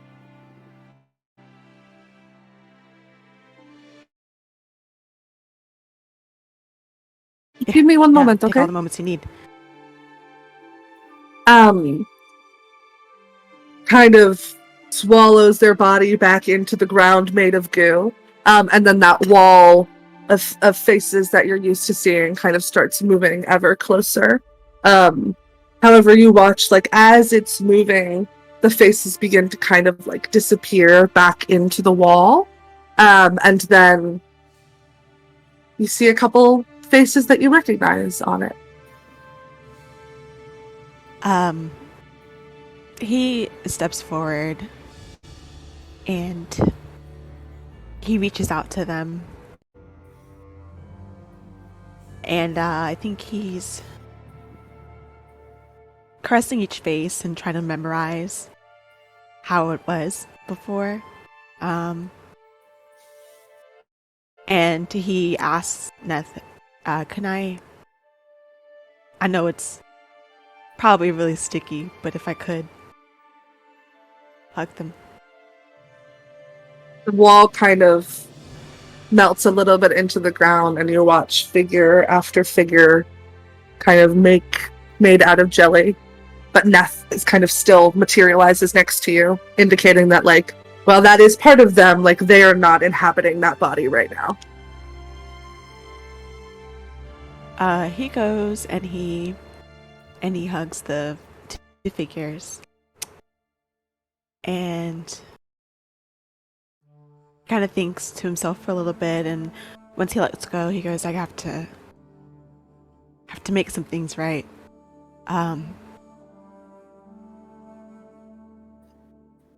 Neth, what happens to them?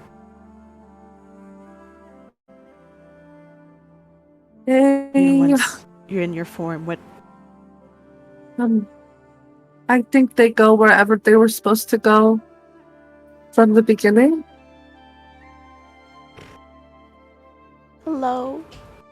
Hi, can you hear me? Yeah. Okay. Neth says, I think they go wherever they were supposed to go from the beginning, but I don't know for sure.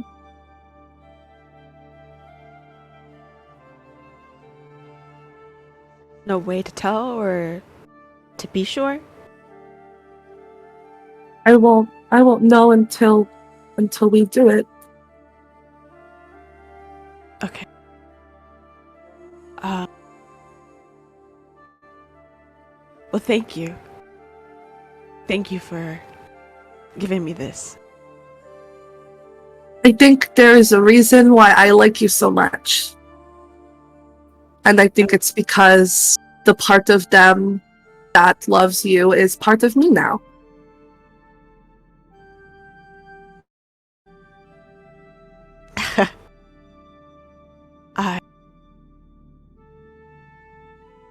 I appreciate you saying that. I felt like from the beginning to make a connection with you two, and I don't know if it's them. I want to say there's part of it that is with you as well. Thank you again, Neth. I think I need to talk to the others about some things, but I needed this, and I'm glad I got to do this before you changed. Thank you for asking, and for being open to me. We can be family if you want to be. I'm gonna be honest, given everything, I've always been kind of on the fence, pushing for everybody else's issues and making sure that everyone else's voice is heard, and I haven't been 100% honest in being your friend. I want to be nice and kind towards you, but I have been standoffish. And so I'll say, for this first step with you, I genuinely want to be a good friend to you, Neth. And we can work towards that family status. Okay. Thanks. I Thank you. appreciate you, friend. I appreciate you, friend. At this moment, barring anything else, anything anybody wants to do? Chick once, chick twice? Okay. Keelan and Evander kind of meet back as they both like head off in separate directions, and they come back to where you guys are standing. Okay. I think I have an understanding of the situation here. I will be doing the ritual, and Evander will be doing the plane shifting afterwards. So we are gonna all need to hold hands while we're doing it. Hope that's okay with everybody. Yeah. No problem. Okay. Well, let's do it. And Keelan holds one hand out toward Evander and the other hand out to Neth.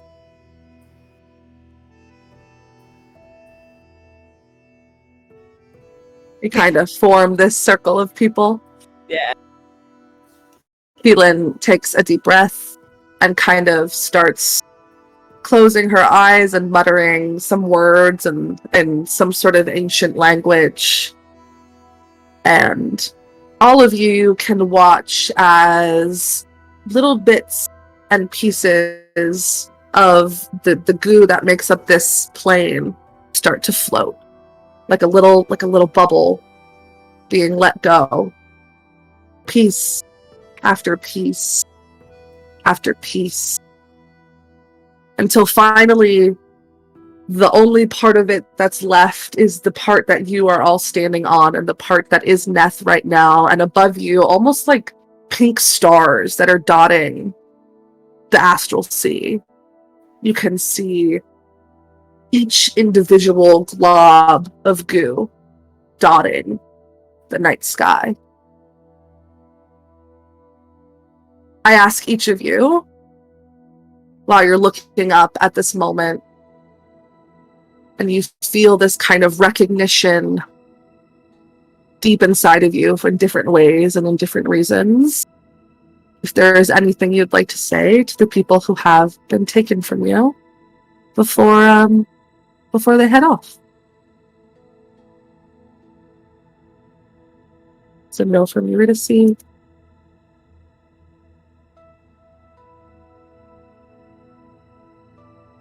I think that Amber is just looking at all of this, praying that she has not made the biggest mistake of her captaincy on the first day. But as she sort of acknowledges people moving on, her parents, all she can think is, I'm coming home.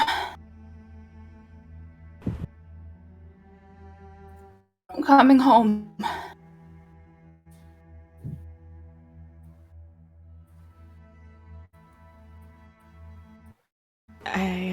I think that Maru is watching, and what he's thinking or saying is that he's avoided paying attention to what he's been feeling, that emptiness he's been feeling, with filling it with hobbies and other people's issues and other things. And he's sorry for not giving the room and the space to the people that he cares so much about. And that going forward, that he's going to start writing that and addressing the wrongs that he's done and figuring out how to give the best credit to them going forward. So he's just saying that or thinking that to them.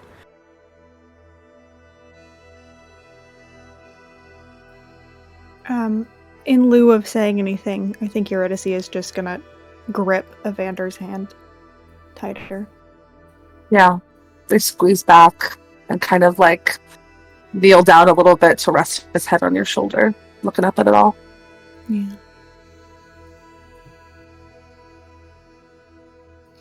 I think Una then is the only one who kind of says something aloud, and as everyone is holding hands, she just looks up at the sky and waves. Goodbye, everyone. I hope you find your way home. With another deep inhale and deep exhale, you watch as almost like somebody is like flicking something off of their hand. The goo is flicked off of these rows and rows of globs in the sky, and each of them become this like tiny white light that all dot the sky for a moment before they begin to head off in different directions. Some zoom to the left, some zoom to the right, but a couple begin to float downwards in your direction. 2 settle on either shoulder of Maru. 1 settles in between Evander and Eurydice. A couple settle near Amber, more than you were expecting and anticipating. 10 kind of dance around Una's head like a halo. And there's 1 that kind of dips right in front of Keelan's face. And she opens her eyes and looks at it and says, I forgive you. And then each of them begin to kind of float off into the astral sea. Then the bit below you begins to start doing the same thing, kind of moving into smaller and smaller globs and heading off in either direction until all of you are kind of suspended, floating in the astral sea, until the only piece of goo that is left is this like blob of a humanoid form standing, I'm going to say, in between Una and Keelan.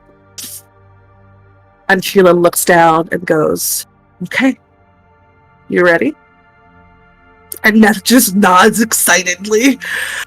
And you watch as, again, in the same way, like somebody is like flicking a hand and flicking something off of themselves, this goo flicks off. And then you see this being made of pure white light.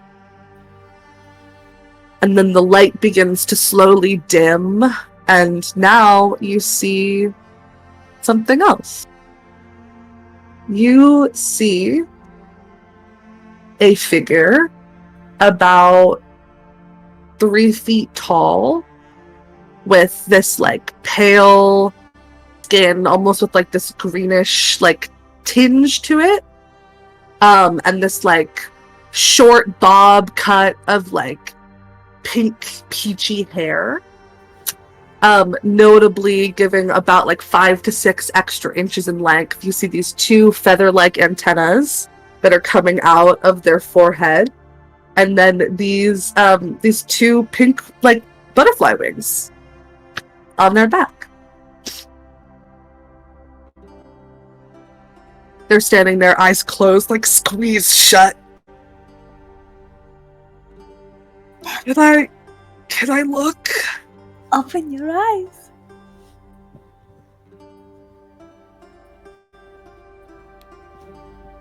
Hi.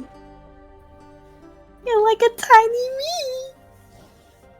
I'm like a tiny you. Keelan kind of, okay, Evander, whenever you're ready. And Evander nods, and you kind of each feel a little bit of warmth in between your hands as this magic spreads from Evander throughout the whole circle. You all kind of fade out of this realm, and you're gently placed back down on the ground in front of the ship.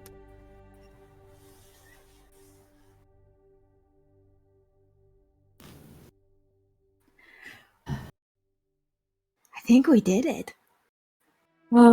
Yeah. Yeah. Hi. Hello, Neth. Hi. Hey. How do you feel? Like I have legs Mm-hmm. and with arms and eyes and ears and hair and hair. It's so cool, right? Wow! Wow! Wow! Wow! Wow! Wow! Can I? Oh, this is I want to run around. Can we run around? You can do whatever you want. Okay. Starts running around in circles around all of you who are standing there, like a dog that has the zoomies. You're That's using sure those soft legs a little real good. At every moment, like jumps a little bit and like stumbles in the air. Like they're just trying to figure it out. A lot of energy. Yeah. It'll probably go away, right? Eventually. Kind of. Ah, keep Level doing laps. out. Keep going, Neth. 20 more times. Keep going. So fast! Yeah, keep going. He'll tuck her out eventually, hopefully. Hopefully.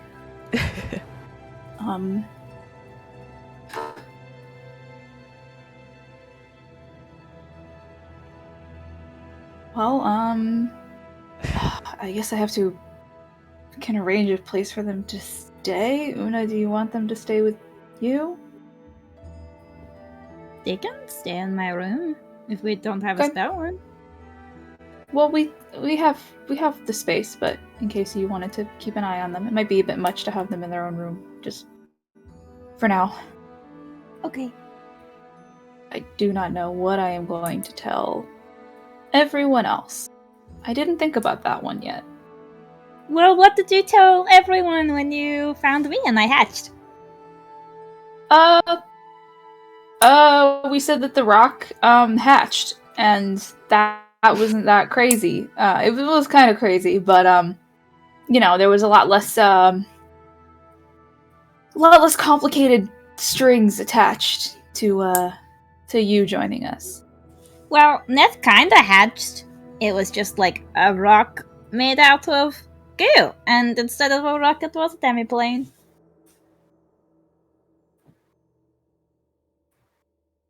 I think it might help letting them know that their loved ones are went on to a good place, wherever they needed to be. I mean, as far as anyone knows, they already had, I think. I don't know if... Oh, I mean, do we... I don't know do how we- honest. Yeah, I think that's up to our captain. I don't know. I think there's pros and cons to both. I think that the next few days are going to be a lot for people. So I think that maybe, just for now, we can leave this one alone.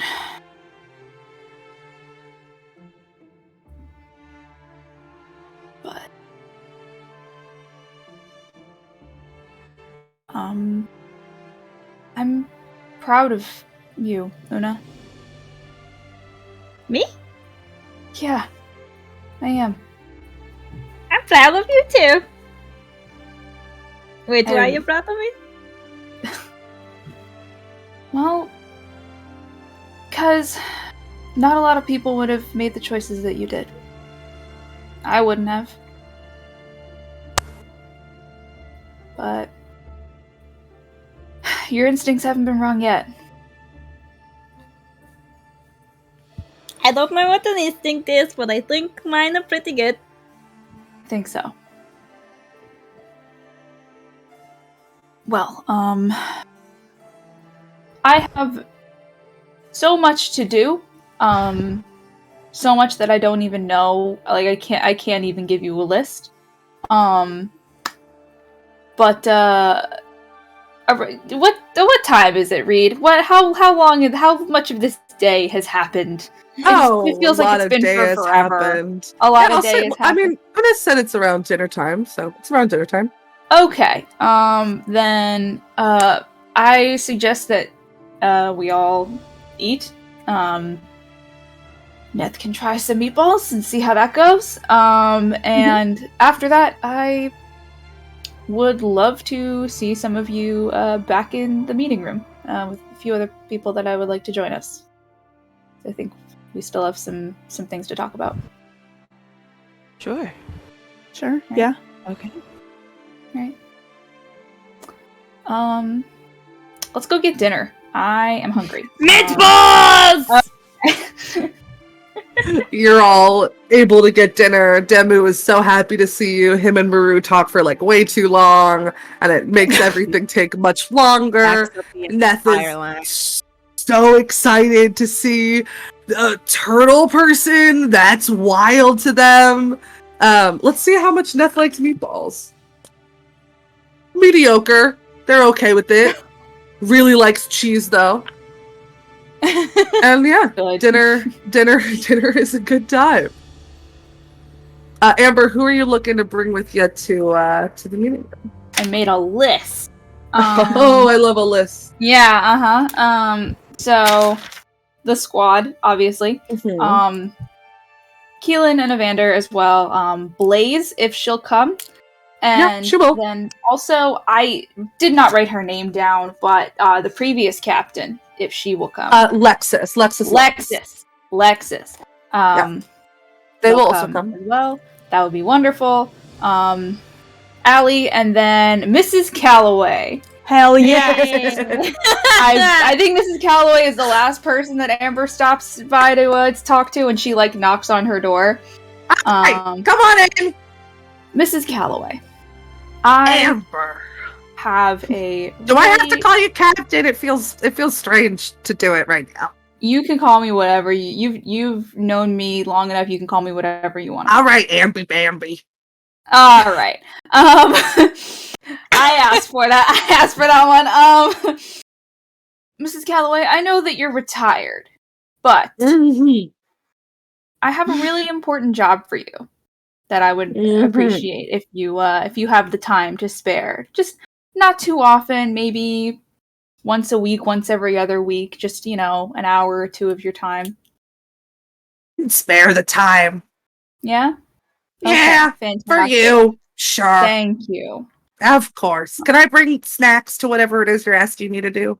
Absolutely, you can. I kind of dumps a big tub of butterscotch candies into her purse, flings it onto her shoulder. I'm obsessed with her. Okay, where are we going? We're going to the meeting room. All right. I heard. And starts gossiping with you while you guys are walking. Beautiful. Question: Are you also putting Neth in this room with you all? No, respectfully, no.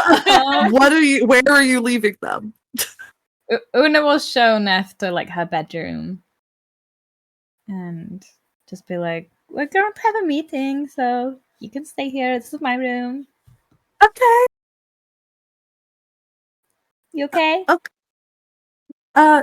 Yeah.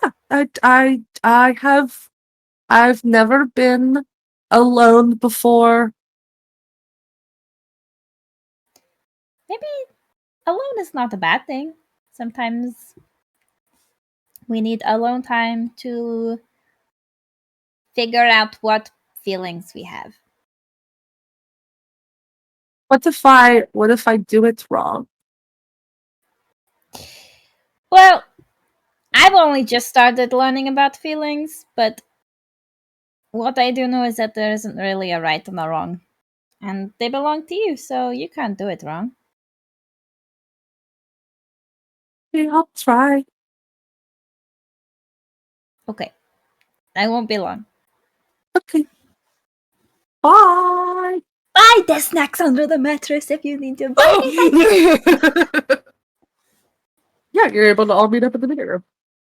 Could actually Maru talked to Eurydice before the Absolutely. meeting.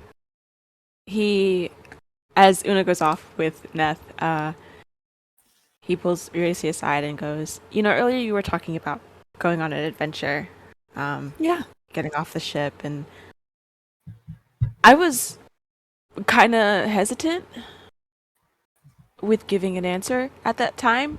Mhm. But I've been kind of doing some thinking after doing what we just did. And I realized that there's a lot of unaddressed things that I have going on. Like the whole warrant thing, that's a big issue. That's a Sure. big problem. Yeah. And, kind of entrusting people on the ship to kind of like keep me safe is like one thing, but I think I have to address that and fix that.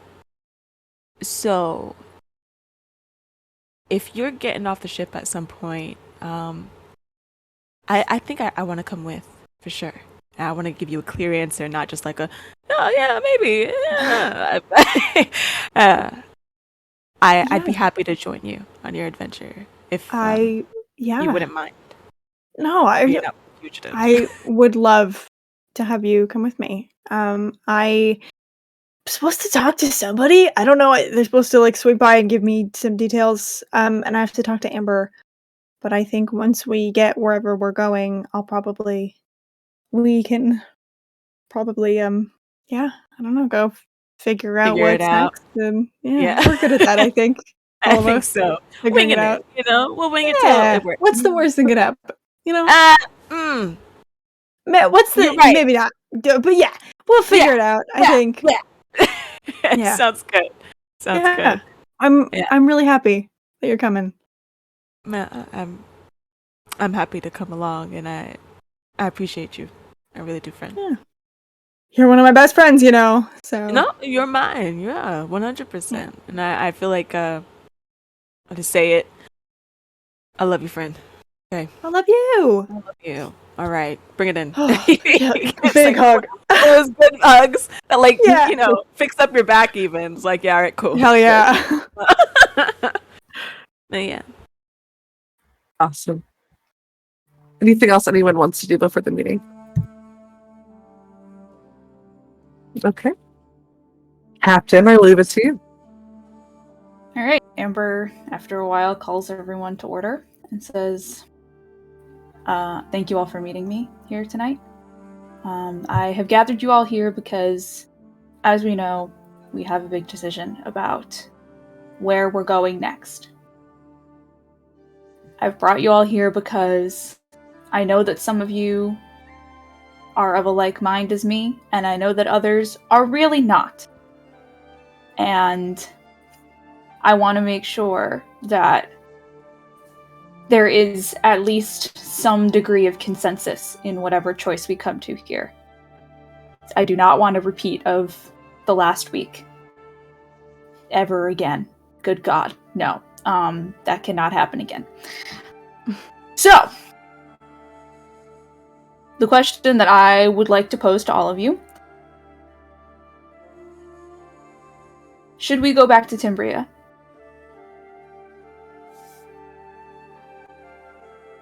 And why or why not? No, it's like an essay question, but...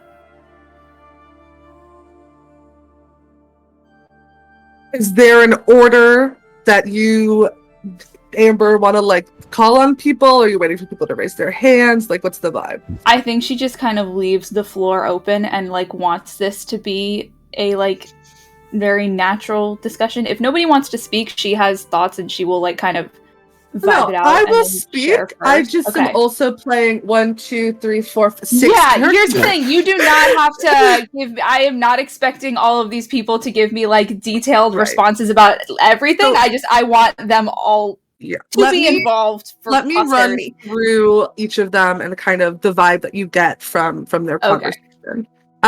Keelan, and Evander both are in the anti-home camp. Evander is still worried about what the aftermath of 60 years of nothing looks like for a planet. And is also really concerned about the fact, both of them are really concerned about the fact that they can't look at it, they can't scry on the planet. Evander a bit more so than Keelan. Keelan, you get the sense that Keelan just doesn't. There's nothing there for her anymore. Yeah. And so they just don't really have a connection to that planet. Blaze wants to go home. Blaze thinks that there's unfinished business on the planet of Timbria, and there's untapped potential, and that the ship should go there. It takes some prying to get Lexus to give you their opinion. So go ahead and make me a persuasion check. Hey, Diana. Yeah. You actually don't roll that because you're going to get a nat 20. I am I? Yeah, you are. Thanks! We Happy love finale. important. I love We it. love important. Love a Total 26, baby! Incredible. Lexus kind of really understanding the shift in energy in this room, begins to open up, and talks about, their concerns about going home. A lot of them are astral fever related. You guys can kind of explain to them that is not a threat anymore. And then they're more open to the idea of going home, but their gut instinct is still a no. Allie is a no. Allie, with the intent and knowledge that he will be a dad in the span of the next couple months, is concerned about raising a child on a planet where there's a lot up in the air about, and maybe not a lot of infrastructure, doesn't know how long it's going to take for that stuff to be built, and is concerned about what it will be like raising a family there. And Mrs. Calloway is a yes because she wants to go spit on all of her husband's graves. So yeah, that's what you get Holy from them. fucking shit. Oh my. Fuck. Everything I find out about this woman makes me love her even more. Yes, correct. When is the Mrs. Calloway and husbands one shot? Where we all play Mrs. Calloway Literally. and her husbands? Is what I want to know. Thank I'll you. write it down. Oh my Nice. god. Was Mrs. Calloway Spanish Jackie in her previous life? Is that what happened? Like, what is knows? happening here? That's what you get from them. Okay. Instead of taking the time to RP everything, how about the three of you tell Diana what vibe each of you are giving Amber? I think that Maru is basically like, I think it should be given a shot. We know that astral fever isn't an issue anymore, but seeing what the planet is like, and if people want to stay there, they can. If people don't, the ship can move again. At least checking it out is basically where he's at. I think Eurydice says like a week ago the answer would have been very different, but that just because you came from something doesn't mean you have to go back to it, and so now just strongly feels that wherever we go, as long as everyone wants to be there, it's the right place to be, and is kind of, I guess, abstaining almost from this, but just saying wherever we go, they're gonna help. I think Unaz listens to everyone and kind of goes, whatever they decide, Una wants to help, and if they need someone to go to Timbria and report back on what it's like, she's happy to do that, because her home will always be with you guys and these people, and it doesn't matter where she goes in between, as long as she can come back. I think that after hearing all of that, Amber will say, okay, thank you all for sharing with me. I know that takes a lot, and I know that just as a crew, we haven't been having these discussions this openly before. I know that I haven't.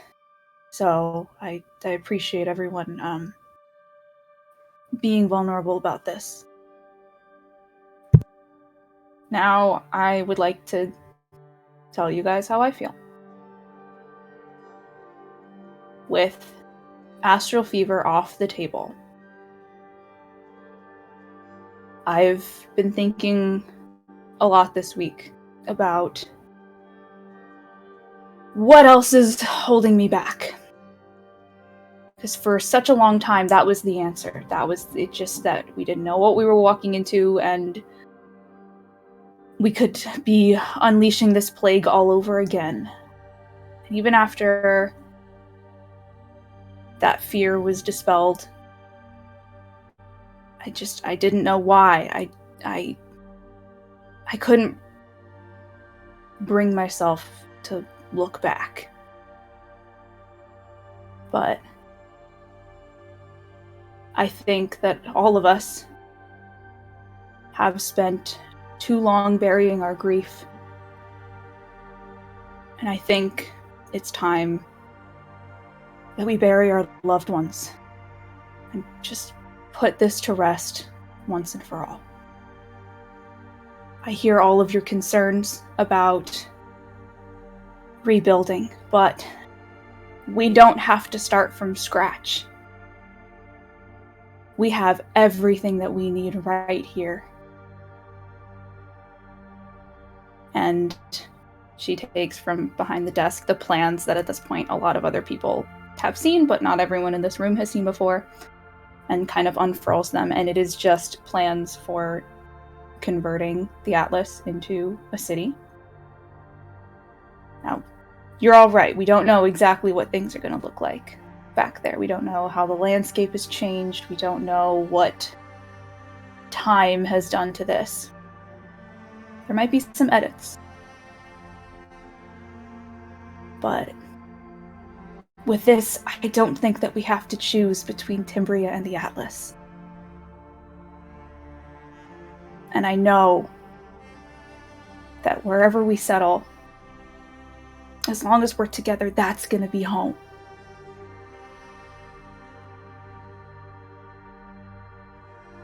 So, if we can all accept at least making an attempt, I would like for us to set a course back, continue our journey, and finish it as we intended to.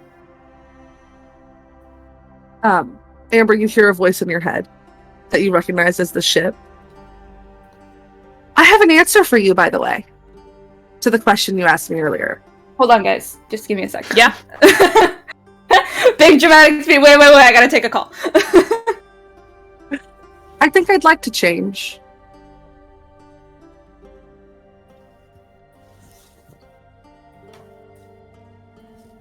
Oh. Sounds like the Atlas is up for some renovations. And, that's good enough for me. Then I would like to insight check and see how people react to this. I was gonna say, yeah, go ahead and roll I'm gonna me do a an coup about insight it. check. No! Okay, insight. 14? Okay. There's a lot of big feelings happening. I'll say specifically, Allie looks really nervous, Mm-hmm. and Keelan does not look happy. Mhm. But neither of them look like they're gonna coup. Okay. Get it? Cool. They get it, and there was also like no way to make everybody happy. So they're Yeah. kind of who seem the most upset about the situation. Yeah. That's completely fair. I know that not everyone is going to agree with this decision, but I hope that you all have enough faith in me to trust that we will still take this day by day. The situation evolves. If things change, we can change. Nothing is set in stone. And like I said, I hope that you all trust me enough to continue to share your concerns, and we will address them as they come. Can we live with that? There seems to be a general consensus of nodding. Okay. Now, Mrs. Calloway, much as I value your opinion, and I am very grateful to you for giving it, that is not the only reason that you're here. So everything that happened in this room, I mean, I would appreciate it if you could, keep people's names and their own personal opinions about it, but in terms of the things that I just said, I would love if you could make it so that everyone on the ship knows that this conversation happened. You watch as she mouth to the world. but she whistles, and you see Hum come barreling through the door, and then like a smattering of other little kinkus, and she like gathers them together and is like, okay, so here's the situation. You're gonna go to these people. You're gonna go. This is how she does it. Oh my god! Unstoppable. They can A mimic little- everything they a hear little from bit her. It was staring me in the face. She has a Oh my spy god! network. A little birdie told me. She just feeds the Oh fucking my birds. She's just an God. old woman who Yeah. feeds the birds, and they tell her things. Oh Yeah. my god! Wow. Yes, yeah. Wow. Allie kind of looks at you. Before we kind of break, there is something important that we and kind of gestures to Keelan and Amanda that we have for you. Sure. Okay. Follow us. And the three of them walk out of the meeting room. Follow them. You walk a little bit. You walk to your office. There's like a big bow on the door. Aww. And go in. Go in. Allie, if I go in there and there's a mirror version of myself, Go I'm gonna be in, really go pissed in, off. go in. Okay, and I go in. You open the door. There's like balloons and like a nice little present on your desk, like a little cupcake. Yeah, they decorated your office. Oh, that's really cute. So, with your direction chosen and the path more clear now than it has ever been, we'll kind of move into like ending territory. Is there any business anyone wants to wrap up on the way station before you guys head out? Postal hear you. system. Sorry, postal system situation. Can I send a letter to my sister? Yeah, absolutely. At the little information desk. Yeah. Beautiful. I will send a letter to her, and I will say, "Hi, I'm the captain now. We're going to Timbria. Cool if you came." Incredible. Cool. Anything else anybody wants to do? Yes. Does anyone ever come looking for me? Oh, we'll get there. Okay, I just wanted to make sure that like I wasn't gonna miss it by just like not going into the. Okay. We will get there. Thank you for checking. Yeah. Cool. Anything else anybody needs to do on the way station? Okay. The ship takes off. I can't tell you where the ship goes. Diana, where does the ship go? We set a course for Timbria. We start heading back. Incredible. The ship takes off and starts heading back to Timbria. The next couple days pass, but on the night that the ship takes off, you're gonna see it's like maybe 2 a.m, and you get a knock on your door.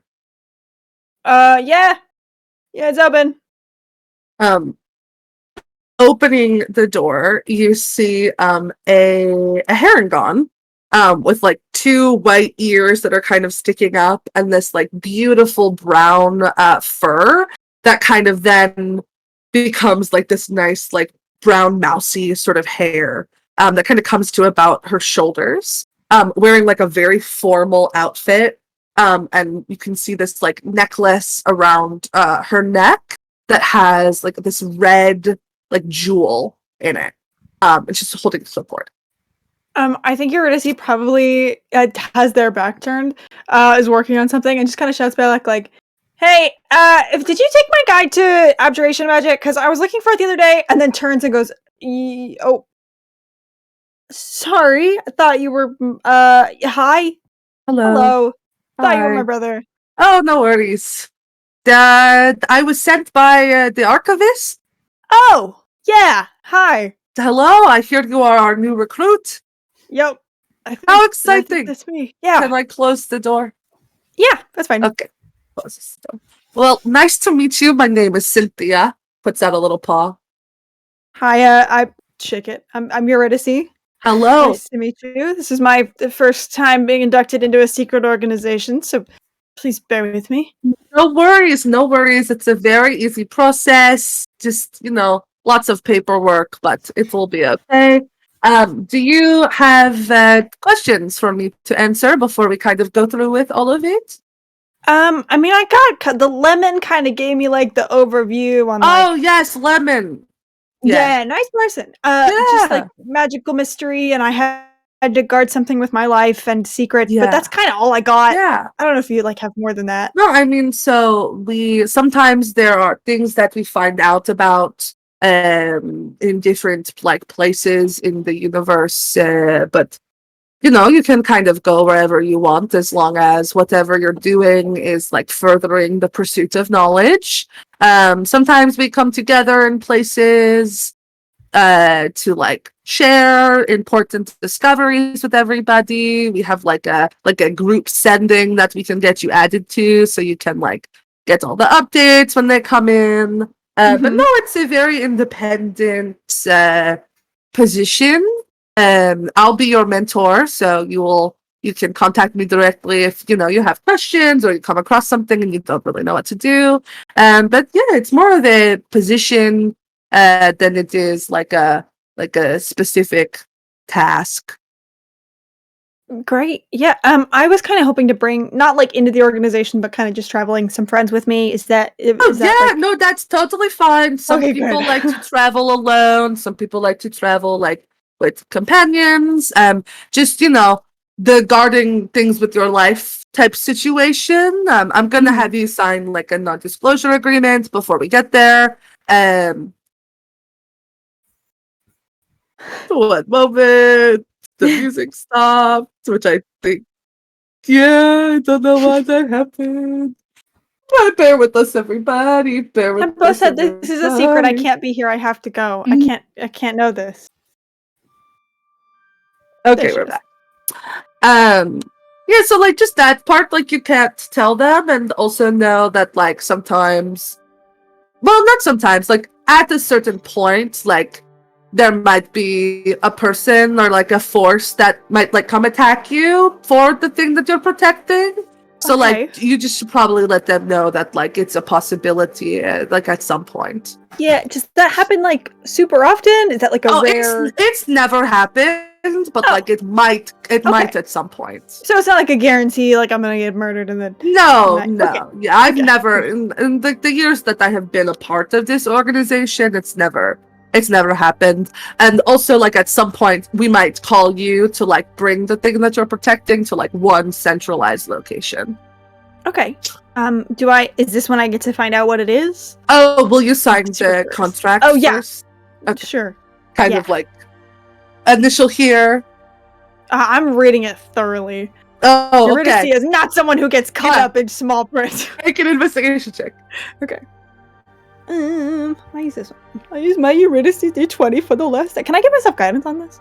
Yeah, you can also use your inspiration point if you want. Oh, I forgot about that. Well, let me see what I roll first. Okay. Oh, that's not bad. You said investigation? I did. I'm good. I don't need it. That's a 23. Yeah, basically it says like I am receiving secret knowledge, like I promise not to share it. I know that if I break this oath that like there will be serious dramatic consequences that like may include but are not limited to like loss of life, loss of like imprisonment, like loss of position, like just like a bunch of stuff. Sick. Okay. Yeah, Eurydice kind of like, oh, okay. And then I'll initial it. Okay, initial here. Yep. Sign here. Yeah. Okay. Date yeah, here. Got that one. Yeah. Did I miss one? Yeah. I feel like I saw. Oh, yeah, there's one right there. Yeah. Shit. Okay. Yeah. Okay, Sorry. and then I have to sign it as your witness to the signature. Is it like one of those things where there's like a copy behind it, and then I get a copy of it because like when you write it? Nice. Absolutely. Nice. You're going to fit in so well. And then I just have to like verbally confirm with you that you're not under like the influence of like any sort of magical effects right now, that you're doing this of like sound mind. It's really you. Yeah, I hope so. Okay, cool. Yes. Okay, here's your copy. I'll keep my copy. Nice. Fold Did it up. you- It's very small. You were told about the 4 different options for like which method you'd like. Yeah, I'm gonna be honest. I think I only absorbed 3 of them because I got so hung up on fanny pack. It's fanny pack, ring, necklace. What's the other one? Watch, like a Watch, watch for your wrist. Yes, Like for a the pocket. time. Oh, like a wristwatch. Okay. Mhm. I think I'm gonna what? Yeah, I think I'm gonna go with the necklace. Necklace is fun. Digs in her bag and pulls out a necklace and hands it to you. This Take it. is something that even I am not able to know the full extent of. But what I need you to know is that this is the key to figuring out the secrets of an ancient civilization. Okay. Together, we all hold a piece of the key. We guard the key. Knowledge is more powerful when shared. Secrets are not. But we believe that if we give a piece of this to every person in our organization, they will truly understand the gravity of the importance of the pursuit of information, of the pursuit of answers, and of protecting history in all forms. Cool. It's pretty cool, right? Yeah, that's really sick. Yeah, it's pretty cool. I didn't think it was gonna be like a key to a civilization. I thought it was gonna be like here's like a cool friendship bracelet. We all shit, but this is like it's kind of sick. I mean, it does give you access to the group sending, so like it is Nice. cool in that regard. Is there like what's the Like a do vibe? not disturb mode. Yeah, there Oh you no, can I turn was it gonna say, off. what's the like Oh. vibe? You know, like is there like quiet hours? Like I don't want to send a like No, you people know. are kind of up at all moments. Okay. But you can kind of like opt in and out for when you want to receive messages, and then if there's an emergency, you know, it kind of goes through no matter what. You'll figure it out. Cool. It's just like the Okay. phone call thing. It's a little weird at first, but then you Yeah. get it. Will they like get a notification when I come in, or am I gonna have to just be like, "Hi, I'm here now"? Like, what's the deal? No, I'm just- it's, like, they'll super all- awkward. Yeah, they'll Yeah. all be told. I'll introduce you, and then you can Great. kind of Okay. take it from there. Yeah. That's a relief. Okay. Yeah, of course. Okay. Cool. Yeah. Okay. Well, nice to meet you. You too. I'm gonna figure out how to leave. Yeah. How did you? No, you know what? It's all good. You keep your Eh. secrets. That's fine. Yeah. Kind of winks at you. We'll see you later. Back. Good luck. Thank you. Bye. Bye. Safe travels. Thanks. Pops away. Yeah. Just kind of looks down at this necklace. It like looks out at the empty room. Fuck.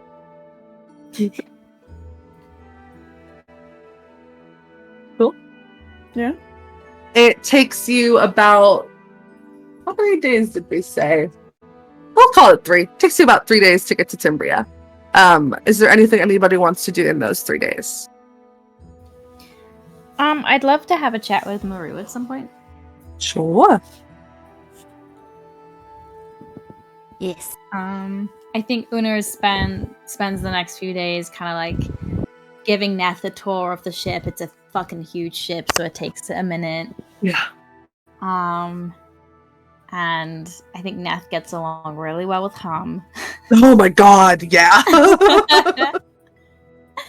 And at some point, Una kind of leaves Nath and Hum like just chattering back and forth with each other, and kind of goes to find a quiet place like where Maru is. Just kind of looks a little bit like overwhelmed, but like happy, but like there's just a little bit of a like manic look behind the eye. Hey, what's going on? How you feeling? Hi. Good. Just it's been lots to do. Yeah, I see. You've been busy with Nath. Yeah. You know, you don't realize I kind of thought that I was someone who did not know much, but I know lots. You do. And I have had to talk about all of it in like 3 days. Yeah, it can be a lot, but you've been doing a really good job with Neth. Thanks. I just want them to feel like they have a place here and that they can find it themselves, you know? Yeah, yeah. I think kind of showing people, well, little ones, how to be independent. It's a scary task too for yourself, letting go and making sure they're able to take their own steps. But you've been doing, like I said, a really, really good job. I'm proud of you. Thanks. Mhm. You know, it's been kind of nice hanging out with someone that looks like me the last few days. Yeah, it's kind of been a lot of fun actually seeing someone else that does look like you. It's how do you feel I am about much taller. that? You are a lot taller. Yes, that is a fact. But how does that make you feel seeing somebody who looks like you? It's weird because I know it's Ned, you know, Yeah. and it's nice that Ned kinda. I don't know if they chose to look like me, but it's nice. Yeah. Mm-hmm. But I've been reading lots of books and stuff, and I just have not found anyone that looks like me yet. And Yeah. I'm not a shark, and I'm not a chicken, no matter what No. Amber says. Mm-mm. Yeah, you're not a chicken. Definitely not a chicken. No. But eggs got to come from somewhere, right? They do. They do come from somewhere. But I think You think what? that I must have stayed an egg a really long time, waiting around for the right family to come along. Yeah. You I know I've told you this, but you were in the supply closet for the longest time. The coldest temper. Nobody believed me at all when I thought that you were an egg. So I don't remember, but I bet it was cold. I hate the cold.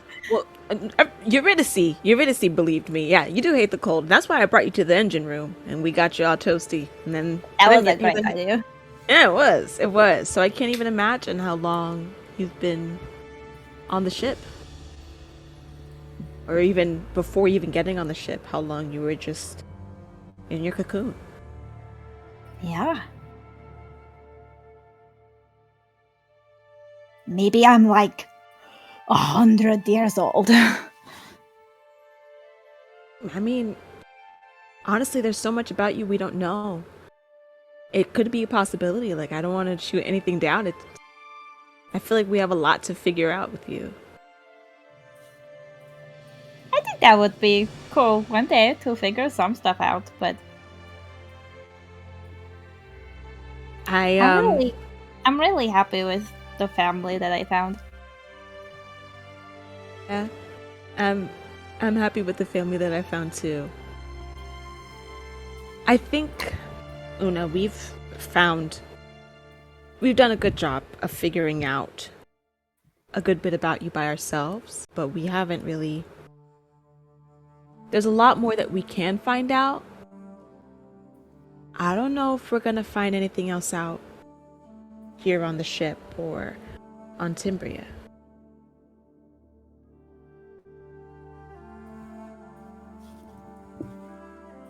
Maybe when we go on our road trip with Eurydice, we can keep an eye out for some people like me.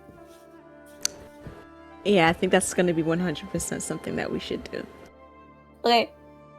Okay. Hey, good. And we'll find some new journals too. Fill it up with all the things that we find. Yeah, I filled up 2 diaries already. I have so many Really? thoughts to write down. Yeah. What? Can I read them? Sure. No. Oh, okay, cool. Yeah, no, awesome. You Great. can read my diary. Okay, awesome. Cool. You're I'm my so best curious. friend. You can know everything. Awesome. Well, yeah. Now I'll Can check I them read out. your diary? Probably not. There's sections you can read. You can read about what? Huh? That's not fair. Some stuff is just embarrassing. I have embarrassing things in there. Like what? I don't know. I'm just not used to just talking about my Like feelings. how often you poop?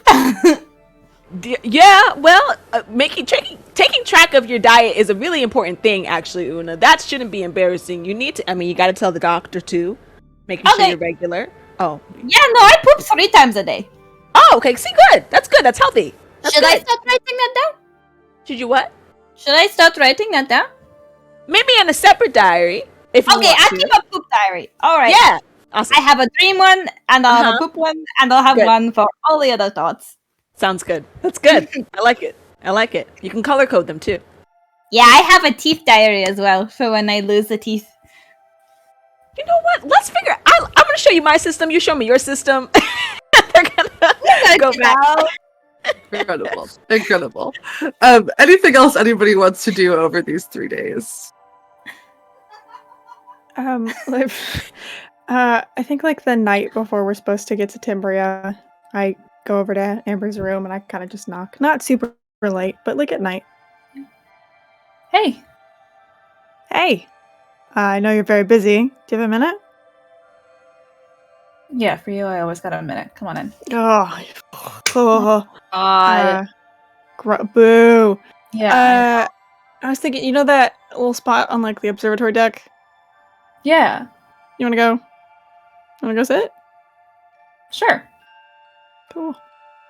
Kind of walk there, settle. There's like already pillows and blankets there. You get the sense that either way, Eurydice was gonna hang out here. Mm-hmm. And probably honestly has been for most of this time. So, how you feeling? Kind of a big thing. Oh, incredibly, wildly overwhelmed at pretty much Sure. every moment that I'm awake. The gnawing anxiety I think should go away after a while. But Yeah. But all in It's all, like that's not weird. bad. It's weird, right? Yeah, I think weird is just the beginning of how I would describe it. I mean, like, I know you've been there, right? But, like, my whole life, people have been talking about it. And then tomorrow, I can just kind of stand on it and be there. It's weird. I mean, I don't get your hopes up. It might. I don't really know what it's gonna look like right now. Yeah. Sure. But I don't know. I think once we kind of get in there, a little bit of elbow grease. Yeah. I believe in you. I think you can do it. Thank you. So, yeah. I mean, they're good plans or whatever. So. Wow. Okay, don't let it go to your head. They're How badly did it hurt you to say that? Yeah, pretty bad actually. Like, how hard was I have a headache wow. now. So I think I need to lay down. Yeah, okay. Yeah. Fair. I just wanted to. I don't know if Una or Maru mentioned to you, but I think once everything is settled, we're gonna go kind of out, see what else is out there, waiting to be harassed by 3 very exuberant people. And I didn't want to kind of throw it on you in the moment. But I mean, I'm sure we'll come back and help. And as long as you need help, we'll be there. I thought that like when all of this was done, I was going to feel like different and solid and I just kind of feel the same. And I don't know. I think there's the next version of me out there somewhere, and I have to find them. So we're gonna do that.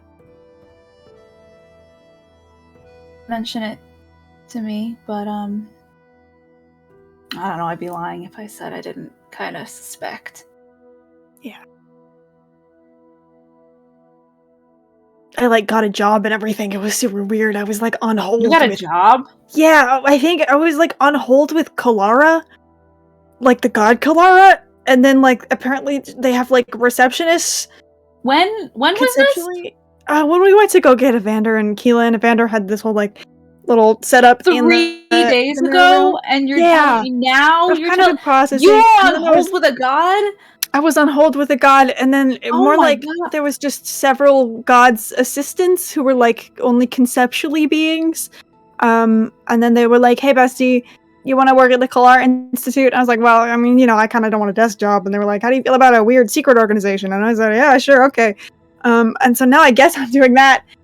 I'm gonna go solve mysteries and shit, Oh my god. I guess. Which is Wow. wild. Yeah. Yeah.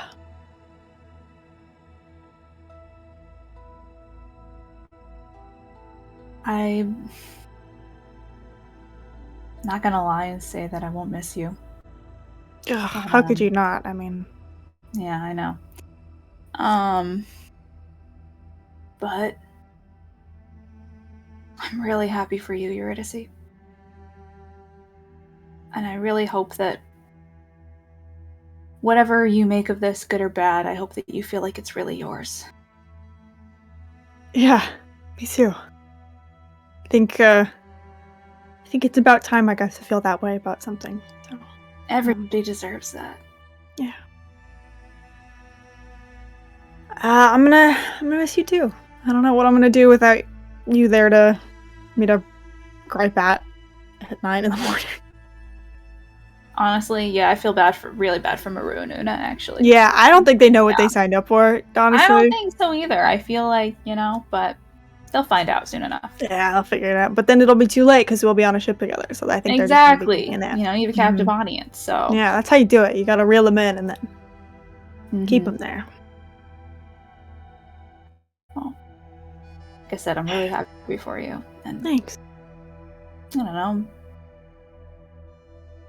I didn't think that in just a few days our positions would have kind of reversed entirely. A little bit. Yeah. It's kind of crazy, right? Yeah. I'm like Sorta. a gods person now. Yeah, Weird. that's really weird. Mm-hmm. Are they gonna be okay with you cursing them all the time? Or I think they have. There's like a group chat. They're like talking all the time. It's so crazy. I don't know if I was supposed to tell you that. You didn't hear that. that's okay. Yeah. This, I didn't say it the other day, but this really suits you. All of this. I mean, I don't know. I don't know if I've really settled into it yet, and I don't know if you're really supposed to. I think it's always supposed to be a little uncomfortable. But Yeah, I think in a year you're gonna look back and we'll laugh. I think you'll settle into it.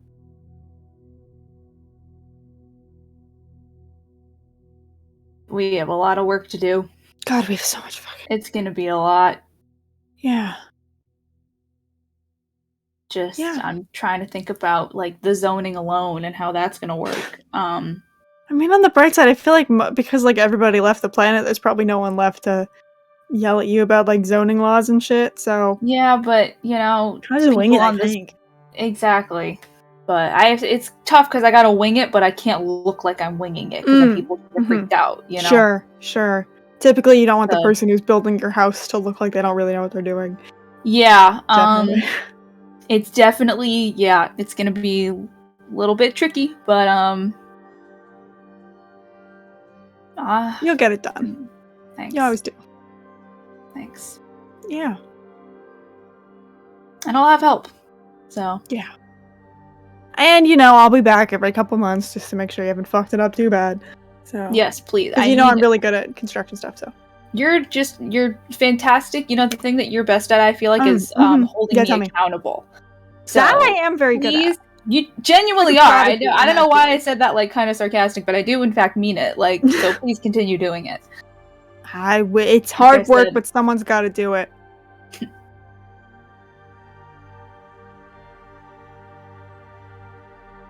So I guess I'm not as much of a shit fuck as you thought I was, right? I wouldn't go that far. Alright.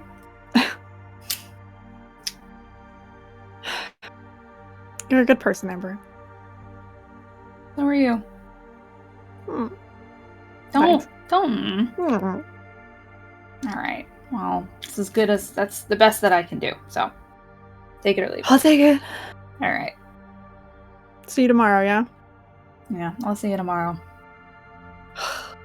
Get some rest. Yeah. Okay, Mom. I'm putting you to work. You think you're, gonna I survive just on hanging coffee out and overseeing Fight Club. everything? Sleep No. does You're not getting in factor there. that at all. Alright. Good night.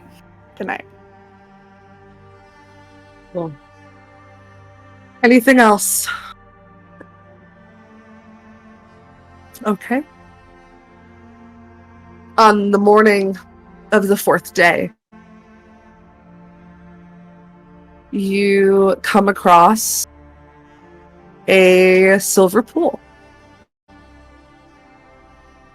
And there is a little, like, dock that's outside of the silver pool, kind of like almost guarding it in a way. This is unlike any other silver pool you've ever seen. But as the ship kind of comes, you watch as this like literal like barrier is like stopping you from moving forward. And somebody hops in a little fishing boat and like rows over to you.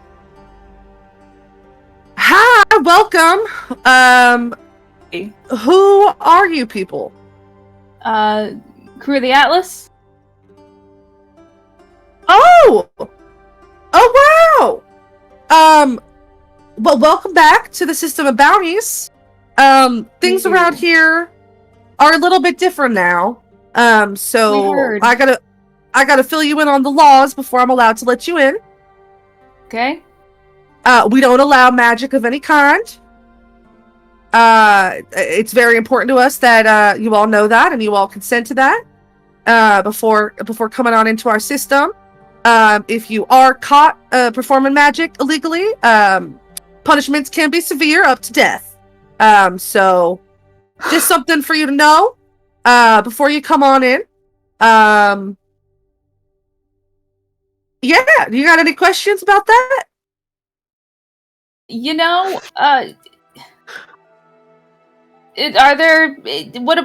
know that there are some beings who have just inherent magic. Is there any kind of, like, are they gonna get you in trouble?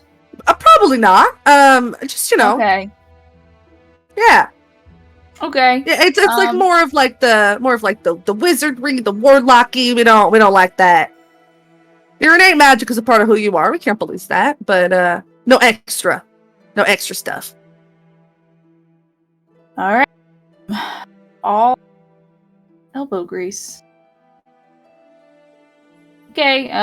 Thank you. Of course. I do need.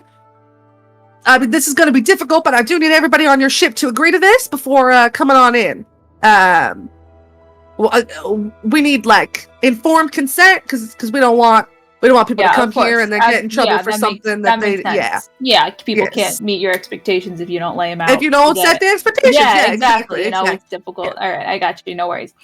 Fuck.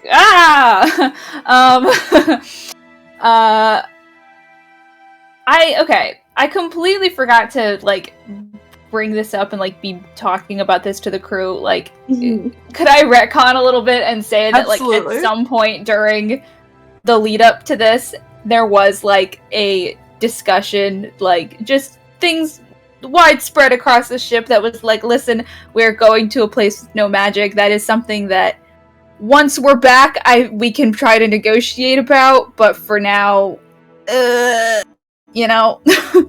think you like okay. So like let's do this together. Okay. I think that if you had said that in the meeting, there were going to be people who were going to really push back against that. Okay. I also think that you would have lost a lot of people off the ship. if you had indicated that ahead of time. So I Okay. feel weird about No, retconning that's that. okay. That's because, totally okay. I thought like, that this was like more public Keelan, knowledge like, than. Allie, they like would not have been Yeah. on Okay. board. Sorry, I forget what I you're know and totally- what all the you're characters totally know and okay. all that You're jazz. totally good. No worries, no worries. Okay, that's fine then. Fuck. Whoops. This is gonna be a fun one. Yeah, I feel like Amber's like, alright, let me just really quickly, and just gonna gather the rest of the squad and be like, guys, okay. Yeah, what's up? So, something that I forgot, like, genuinely, truly thought that everybody was aware of was the fact that, like, there's no magic in this system right now that's allowed. What? Huh? What? You mean like big stuff? Like just the big stuff, right? Like, you know, What about tuition yeah? stuff. I like the- mean, like, I have so much magic in my body, Amber. Yeah, not same. the magic in your body. The magic in your body, whatever. That's cool. They can't really do anything about that Good, some people because just aren't policing magical. people's bodies is wrong. I agree So wholeheartedly, It's and so the true. government can't tell you what to do with your body. You're correct. Anyway, it's been our PSA. Anyway, but just acts of magic after astral fever were not permitted. Like learned I mean- magic? Like Yeah, I think. I mean, it's probably just like a slap on the wrist, right? Like, what's the worst that can happen? We'll just like cast a little magic. that's like You magic know, cuffs on I you. think it's pretty. Consequences are pretty up there. Yeah. Yeah, Like what? like Like jail. the person Oof. said death. What? Yeah. Oh my god, we're gonna die. I'm gonna die. I'm just a guy if I don't have magic. I'm just a guy with no upper body strength, Amber. Oh That's shit! That's why I was No, confused it's about just why your you were magic so on ability. board with like getting in there, and I was not kidding when I was like elbow grease. I mean, yeah, but I thought I could, like, you know, do a little fucking spell about it. Cool. Does Evander know this? I don't know. Evander's I also just a thought guy. I've been keeping up with, what's been going on, but I don't know if Mhm. anybody else has been. If we go back, here, how about this? This is what I'm thinking, right, guys? Uh-huh. We drop off the people who want to be dropped off, and we pick up the idea that Una started back a while ago. We pick a moon. Yeah! Build the Atlas on a moon. That's not in the system. No. Guys, this is why I need to remember to read my own notes, because I just did this whole long fucking speech about going back to Timbria, and now I feel like we maybe have to move to a moon. I feel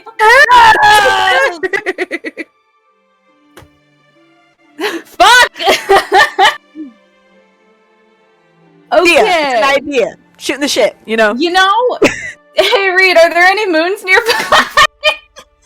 So you can go. Uninhabited worlds. You can call the person back over if you want. Yeah, and be like, okay, so Yeah. okay.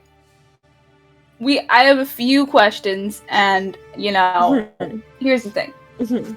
On this ship, we've been gone for about 6 decades, as I'm sure you're aware. Oh no, I know. I'm plenty aware of it. Yeah. Yeah. So in the time that we've been gone, obviously, the magic restrictions that you've adopted here, we have not adopted on our ship. We've kind of been operating as a separate political entity. Is there, to your knowledge, this is just, I feel bad, I'm just asking like the fucking crossing guard all these questions. Oh no, I mean I have a lot of information. so Okay, I'm happy to fantastic. give it. Is there any this law regarding the use of magic, is this something that is like a consensus of all of the other planets in the system? The whole system. Yeah, you can't come in if you don't agree. Okay.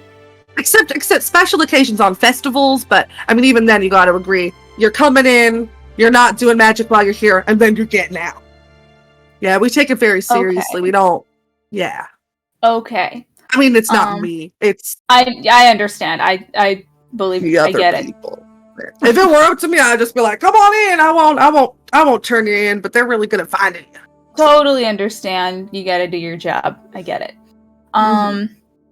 Okay. Well, in that case, are there any we haven't been back here in a while. Are there any uninhabited moons or worlds just outside of the system? That we world. There's a couple. I would say some of them are uninhabited because they're uninhabitable. Okay. So yeah. you're probably not want to go there. That's probably in the second suns. They're the ones that are like closest to the two suns. You'll burn to death there. So don't recommend those. I've heard of those. I don't really. Yeah. I don't do however, so good in the heat. if we're talking about moons, south of us through the astral sea, it'll probably take you about like 10 days to get there. There's the lunar system. They have like 10 moons, and I'm sure they'd be willing to like 10 months. Yeah, no, they got 10 of them, so I'm sure they'd be willing to spare one. 10? Oh, we don't, but the lunar system does. Yeah. Amber, we Okay. gotta go there. Come on, man. Okay. Alrighty then. Yeah, you're just gonna go south. You're gonna go past the entrance to the Lucky Spiral, and then you want to like bear east a little bit. Lunar system. Careful not to go too west. That's the Cyclones. We don't go there. But if you stay east, you'll be fine. All right. Thank you so much. I really appreciate it. Sorry for making you row all this way out there because we are just. Oh, no worries. The rowing is really just to get some like exercise in. You know, I move the ship with my mind. Right? Oh, okay. Yeah. It's really just for the exercise because I'm kind of sitting here all day. So. All right. Cool. Yeah, for the sake of time, Reed, I'm not going to make you roleplay all those fucking NPCs, but I would, in fact, call everybody back together again and be like, hey, guys, so, thing that I thought everyone was aware of, this is on me, I should have been a clearer communicator, there's no magic allowed about it, so we're going to turn around, actually. I'm so sorry. This is okay, because you know what I said to James, like, a couple months ago? I said, if this campaign ends and we never find out what happened to Timbria, I think I'm okay with that. And so I've been sitting here being like, what is it? What is Timbria? And I'm glad I don't have to decide. Yeah, everybody fucking is on board with the moon. People love the moon. Okay. I mean, people love the moon. I feel like Una already planted the groundwork by asking people about the moons all the time. Yeah. Okay, that's great. That was why like on board with moon. That's fine. That I misinterpreted a message from you like a week ago, and that's been just I thought everybody knew. No, you're still good. Okay. Fuck it, moon plan. Hell yes. And yeah, we've just reroute towards the lunar system. If there is any sort of like sendings that I would need, or any way to like contact any of like leaders in that system and be like, hey, what if we had a moon? Could we have a moon? Yeah. They are so on board with it. Yeah, like they're okay with us having a moon. You expected like a little bit of pushback. Yeah. But they're like, yeah, come on in. Come bring them in. Like, we're so excited to have you. Please. Like they're like so hospitable. It's not even funny. Like they're really genuinely excited to have you. Okay. Fantastic. I hope I haven't just tanked my credibility too much in like the first week. Oh my god. People seem to be excited. Funny. Rock and roll. You, Una and Amber, leadership duo, unstoppable force. Actually, So like true. truly ultimate left brain, right brain. Like I just said in the chat they're gonna be moon mates. oh. So good, so good. Holy shit. The Atlas sets course for the lunar system. Once you have your pick of whichever moon you want. They're all kind of uninhabited and just am I wrong? No, there's 10 moons.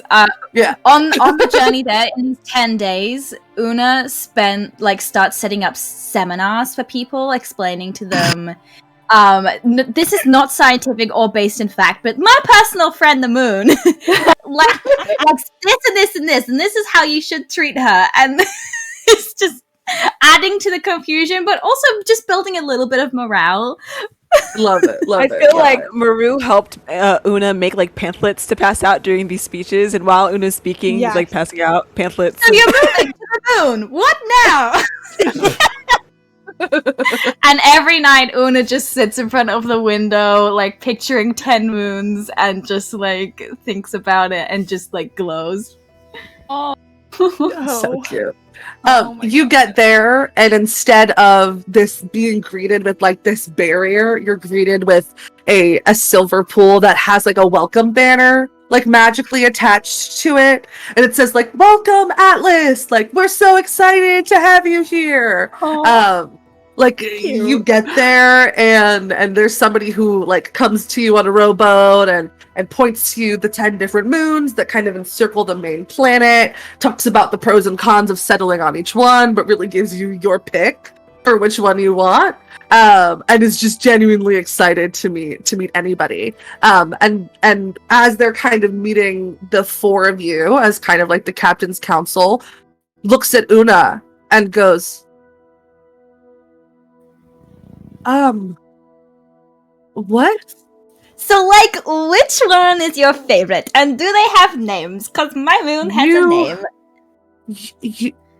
You're... My name is Una. And I love the moon. We thought they were all dead. The moons are dead? No, your people, you're alive, and you're standing in front. Do you know what she is? I need to show you something. Will you come with me? Okay. You're gonna love it. Okay. You guys can come too if you want. I don't. Please come with Yeah. me. Yeah. Yes, please. Yeah. We're there. Okay. Kind of grabs you guys in the rowboat. You can tell, the ship to go and settled in on one of the moons. You are like rowed toward the planet. And the person who's moving the ship turns to you again and goes, "I'm sorry. What did you say your name was?" Una. That's Ona. No, I know how to spell it. And keeps moving the ship closer and closer. You make your way to like the center of this planet, and the ship kind of comes down and crests and meets the ground. And there's just like this lake sitting in the center, and these 10 statues around it.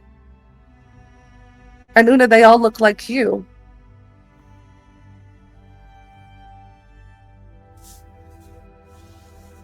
So, like, what does this mean? Welcome to Lake Una. That's so funny, because my name is Una. Wait, really? Yeah.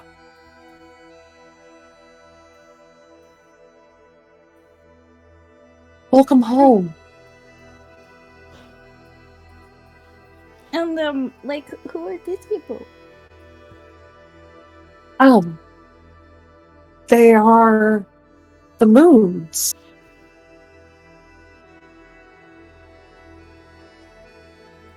There's a story that we tell that one day each of the moons hatched, and we call them Doptera. A Doptera came out.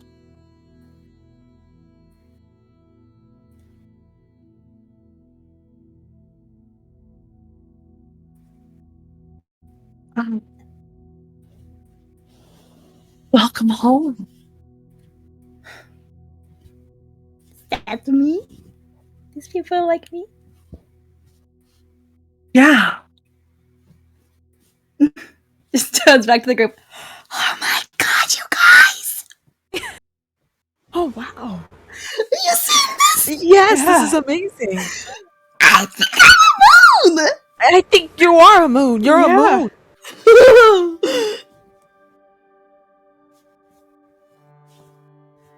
When you, I'm trying to. Sorry, I'm trying to understand exactly what you're saying here.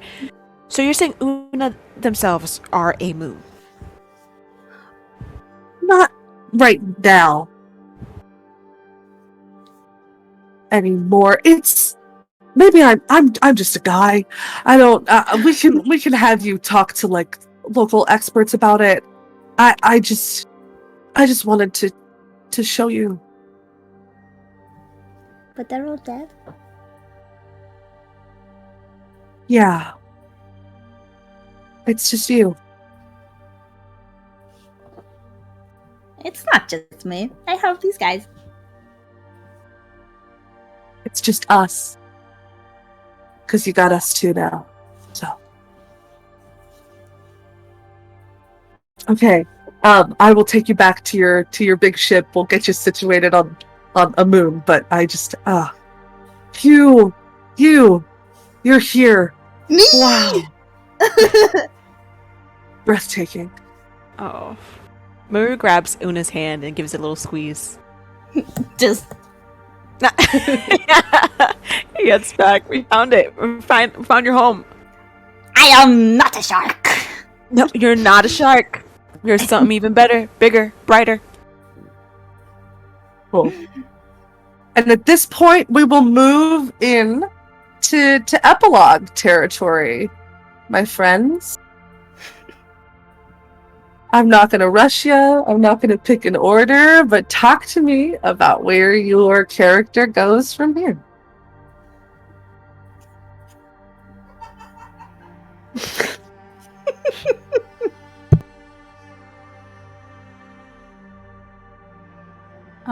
I can definitely tell you about Ember. Please. So it is hard, and it is a long and difficult process full of blood, sweat, and tears. But over the years, slowly, painstakingly, she's able to make the plans that had just been this image, this idea in her head for so many years into a reality. All of the parts of the Atlas sort of come apart, but not too far apart, and are built back up together into this just beautiful city. I'm gonna keep the name because it's a good name. And at the center of it all, at the heart of it all, is the engine, powering everything. And yeah, it takes a while, and I'm sure that not everybody stays, but for the ones that do, it's just still their home. It just looks a little different. And she will stay and lead them as long as they need her to.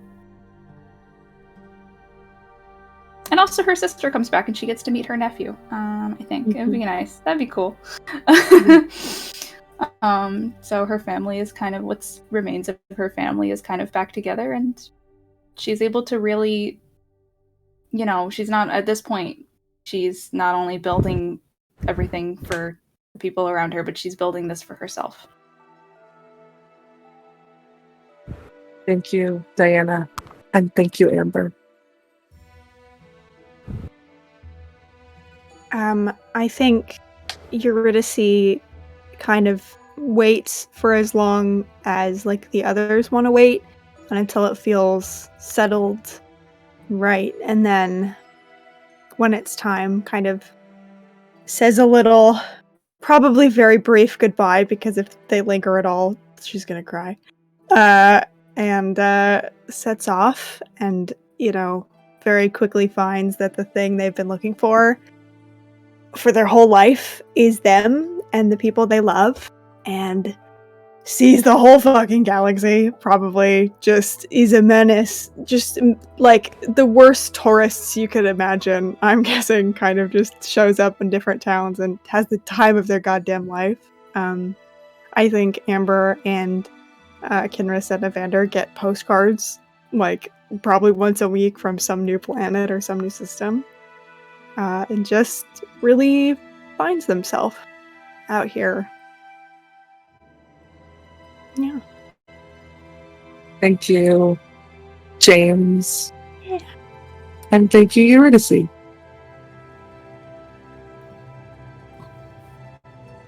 I think Maru unpacks all the things in his room, kind of puts them away in little boxes, and he spends, before they go out and travel, he spends a good few days like mixing different things, whether it's like natural remedies for like back pain for Mrs. Calloway, and then like other toothpaste things for other people, like just so that they can have them in stock while he's not there. And then checks in with Vitality and has some good talks and a little inspiration from them, because they always know how to set his mind right. And once he's kind of done his chats, he heads out with Eurydice and Una and goes on their adventures, while also kind of holding himself accountable to staying true to what he needs to do, is figuring out how to write his past right or wrong, however people might view it. And yeah, on those journeys, he has a lot of fun and learns a lot and opens up a lot more, being genuine and honest to him, and not so much just worrying about other people and fighting for other people's ways, but also advocating for his own way as well. So yeah, I think he's stepping into his own, really, not just stepping up for others. Thank you, Sweet. And thank you, Maru.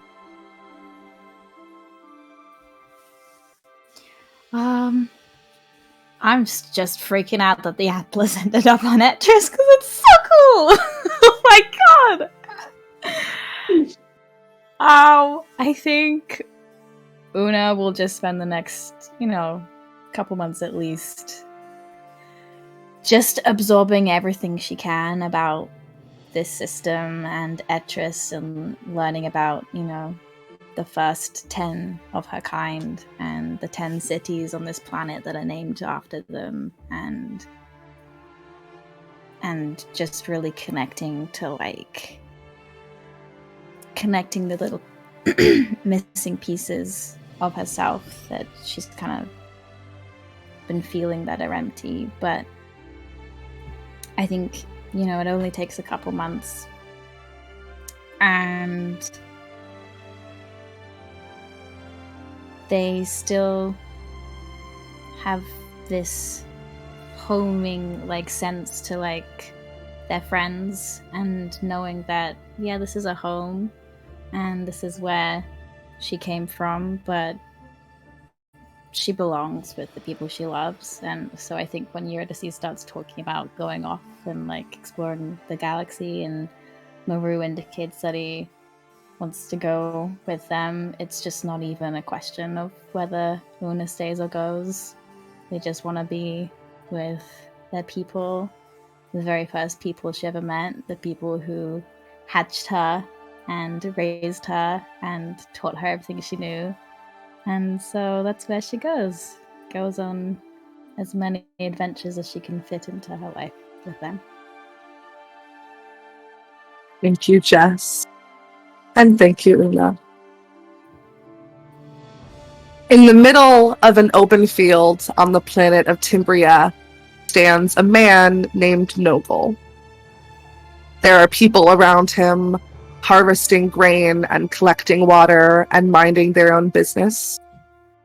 Noble starts to chant under his breath, some sort of incantation that starts soft and grows louder as this cosmic energy starts to swirl around him.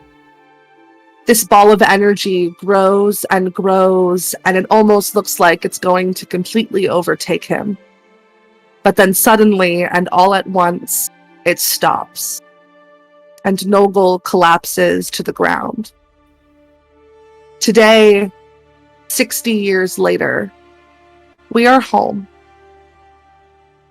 And sometimes home is the place you've never been. Sometimes home is a heartbreak, is a moment of remembering, is the feeling that something's missing, and it's something you don't know if you'll ever be able to find. And sometimes home is a ship in the middle of the astral sea, is a nosy neighbor who seems to know everything about you before you even know it, is a cafeteria line that's far too long, is a person who mimics your every word. Sometimes home is holding yourself accountable and realizing that you did the best you could with what you had.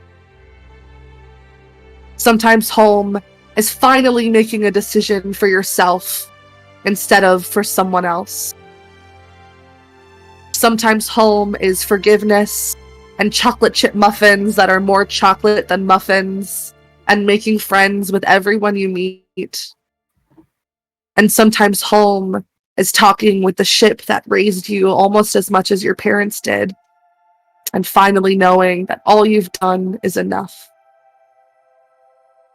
And sometimes home is 5 people sitting on a Discord call, live streaming on Twitch, rolling dice and making jokes and telling a story. And I thank you all for telling it with me.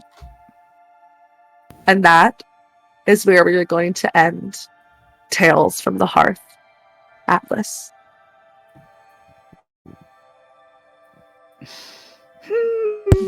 That was a really cool story, Reed. Thanks for telling it with us. Thanks for telling it with me, you guys.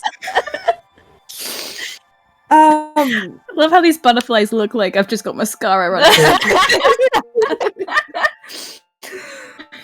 Thank you all for joining us. We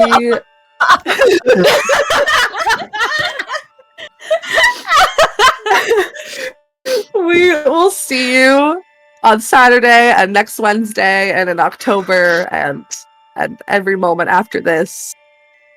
Go tell someone you love them and that they make you feel like you are home. And we'll see you next time.